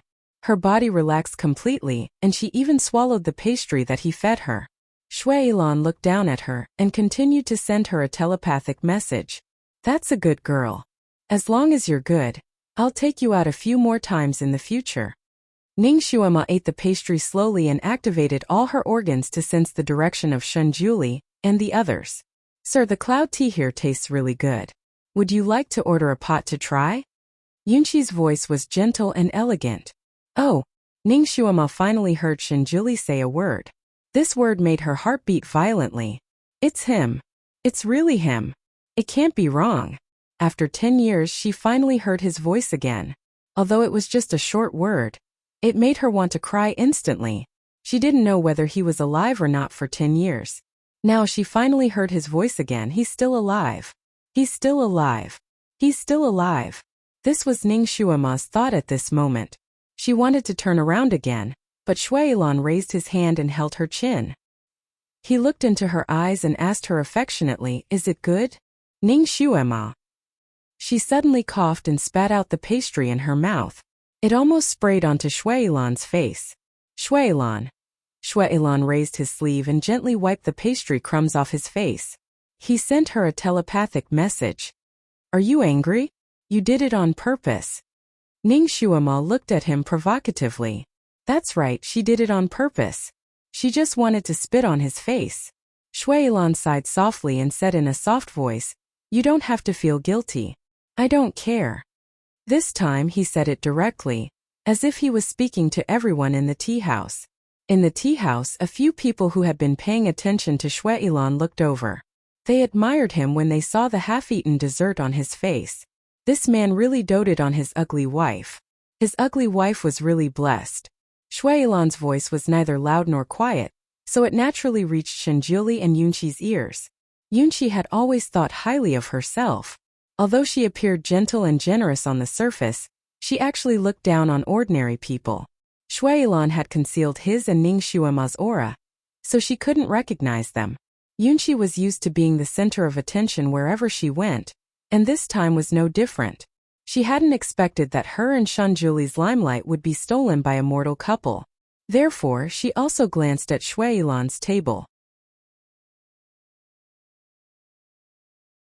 She only saw Shuailan's handsome and tall back, while the woman in his arms only revealed half of her body. Furthermore, her back was facing Yunqi, so she couldn't see how ugly she was. She only faintly felt that the woman seemed a little thin and small. This pair of mortal husband and wife were very loving. Weren't they offending public decency by cuddling together while drinking tea here? Yunqi snorted and looked at Shunjuli, who was sitting opposite her. Shunjuli gently turned the teacup in his hand. His expression was indifferent, as if he was isolated from the mortal world. The commotion caused by Shuailan's table only made him glance at it. He then looked away, obviously not taking it to heart. My dear friends, please don't be impatient. Although the content of this book is a little similar to that of My Lazy Little Demon Concubine, the content is definitely different. The development trend is also different. It will make you feel especially good. It will make you want to cry and laugh at the same time. My dear friends, are you looking forward to it?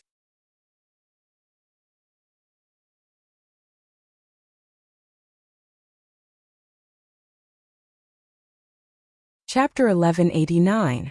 Yunqi would talk to him softly, and he would occasionally respond. The two of them seemed to be getting along very well. Ning Shuama had been listening attentively to Shanjuli's table. After the initial surprise, her heart was filled with doubts. If the Almighty was safe and sound, why hadn't he come looking for her all these years? Could it be that he couldn't find her? Or although Shuailan had hidden her extremely well, with the Almighty's abilities, it shouldn't be that he couldn't find her even after 10 years, right? Now he was with Yunqi again, leisurely drinking tea here. Haha, men are like this. No matter how good a relationship is, it can't withstand the test of time. He probably forgot about you already, right? You're the only one who's still thinking about him like a fool, waiting for him to come and save you like a knight. The little loli in her mind began to speak again. Shut up. He wouldn't forget about me. Ning Shuamo reprimanded in her mind. Don't try to sow discord here. It must be something I don't know about. Maybe he hadn't stopped looking for her for the past 10 years.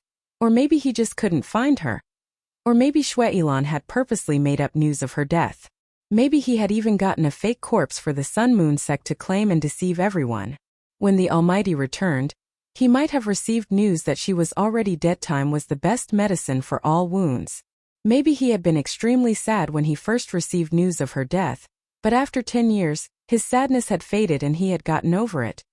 All sorts of guesses whizzed through Ning Shuama's mind. She had come up with dozens of reasons for him, all of which seemed to be valid and yet none of which seemed to be valid. Her heart felt like it was being pressed down by a huge rock, but it also felt like it was burning with a ball of fire and a block of ice. She couldn't describe the feeling. She felt like a pot of boiling oil in her chest. She wanted to jump in front of Shanjuli and grab his collar to interrogate him, but she also wanted to throw herself into his arms. Your hands and feet are so cold. Are you feeling unwell? Shuailan held her small hands and asked considerately. Ning Shuama closed her eyes. Her current state made her want to vomit blood. Come, have some hot tea to warm yourself up. Shuailan brought a cup of tea to her lips. Ning Shuama's eyes darkened. The only thing she could move now was her mouth. Her mouth could only eat and drink, but she couldn't make a sound. She seemed to have accepted her fate. As expected, she lowered her head slightly and leaned closer to the cup of tea. She took a small sip from it. Shuailan looked at her with a smile. He seemed to appreciate her helpless and frantic look, but a trace of sadness flashed through his eyes. Suddenly, Ning Shuama shook her head violently, and her mouth hit the teacup. This time she used all the strength she could muster. Shuailan was obviously caught off guard. The teacup in his hand was knocked over by her and fell to the ground. Ah! The teacup was smashed into smithereens. This movement wasn't small. Especially in this quiet place, it was even more shocking. Almost everyone's gaze was on Shuailan's table. Shanjuli was no exception. He also glanced at Shuailan and even looked at Ning Shuama, who was in his arms. Ning Shuama used a lot of strength. Her teeth hurt from the impact. This was the biggest movement she could make. She hoped that Shanjuli would look over here, even if it was just a glance. Although she was in disguise, Shuailan wasn't. He was only using a camouflage.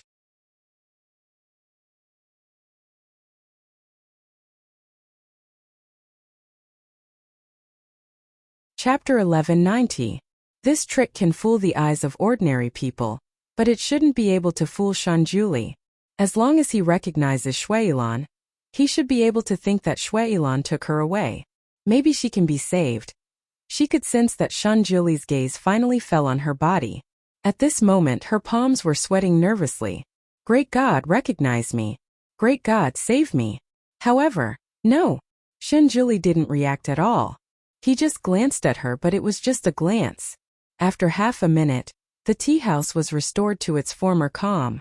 To others, this was just an insignificant episode that didn't need to be remembered.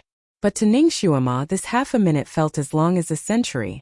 Her hope gradually turned to despair, her heart gradually sank, as if it had sunk into icy water. She heard the conversation between him and Yunqi again. They were discussing the art of tea together. Although Shanjuli didn't speak much, he would occasionally say a few words. His voice was as cold and elegant as ever. Originally, Ning Shuama only felt at ease when she heard his voice, but now she felt more and more suffocated. Not knowing each other at all. Ning Xuema had imagined the scene of her reunion with the great god countless times, but she never thought of this. Her whole body was ice-cold, and the nameless fire in her heart burned several feet high. The little lowly's voice sounded in her ears again. Momo, are you willing to be trampled on like this? Turn into a demon. Only by turning into a demon will you be the real you. Only by turning into a demon can you no longer be controlled by others. You can kill those who bullied you and betrayed you. Make them bow down to you. Only then can you live happily. Shut up. Shut up. Shut up. Ning Xuema's fingers clenched tightly. She only felt that her dantian was hot and cold. There was a burst of qi rushing left and right, but it couldn't rush out. It was suffocating in her meridians. Shui Yilan originally wanted to continue teasing her, but he suddenly noticed that her body was alternating between hot and cold. Her complexion was extremely strange, and even her forehead was dripping with cold sweat. Shocked, he casually slapped a large ingot of silver on the table, then picked up Ning Xuema and strode away. The commotion at his table attracted some attention, but no one felt anything out of the ordinary. But after they left, they whispered a few words, saying that the ugly woman was lucky to have such a good husband and so on. When Yunqi heard this, she smiled and said to Shenjuli, "This man looks good, but he doesn't have good taste. He treats an ugly girl like a treasure." Shenjuli gently raised his hand to take a sip of tea and said indifferently, "Since you treat it as a treasure, there must be a reason for it. Ugliness is nothing but a person's appearance." Yunqi paused, not daring to refute him.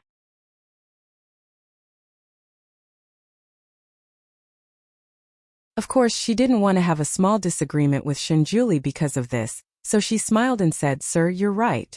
Yunqi was wrong. To humans, ugliness is nothing more than a pink skeleton. In the end, it's just a pile of bones.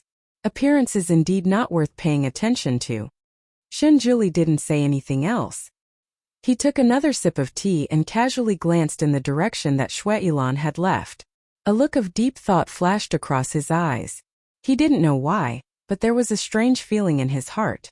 Ning Xuema didn't expect that under such circumstances, the psychokinesis in her body seemed to have broken through a node and showed signs of upgrading. However, this method of upgrading was extremely painful. Her body felt like it was being cut apart inch by inch, and then reassembled.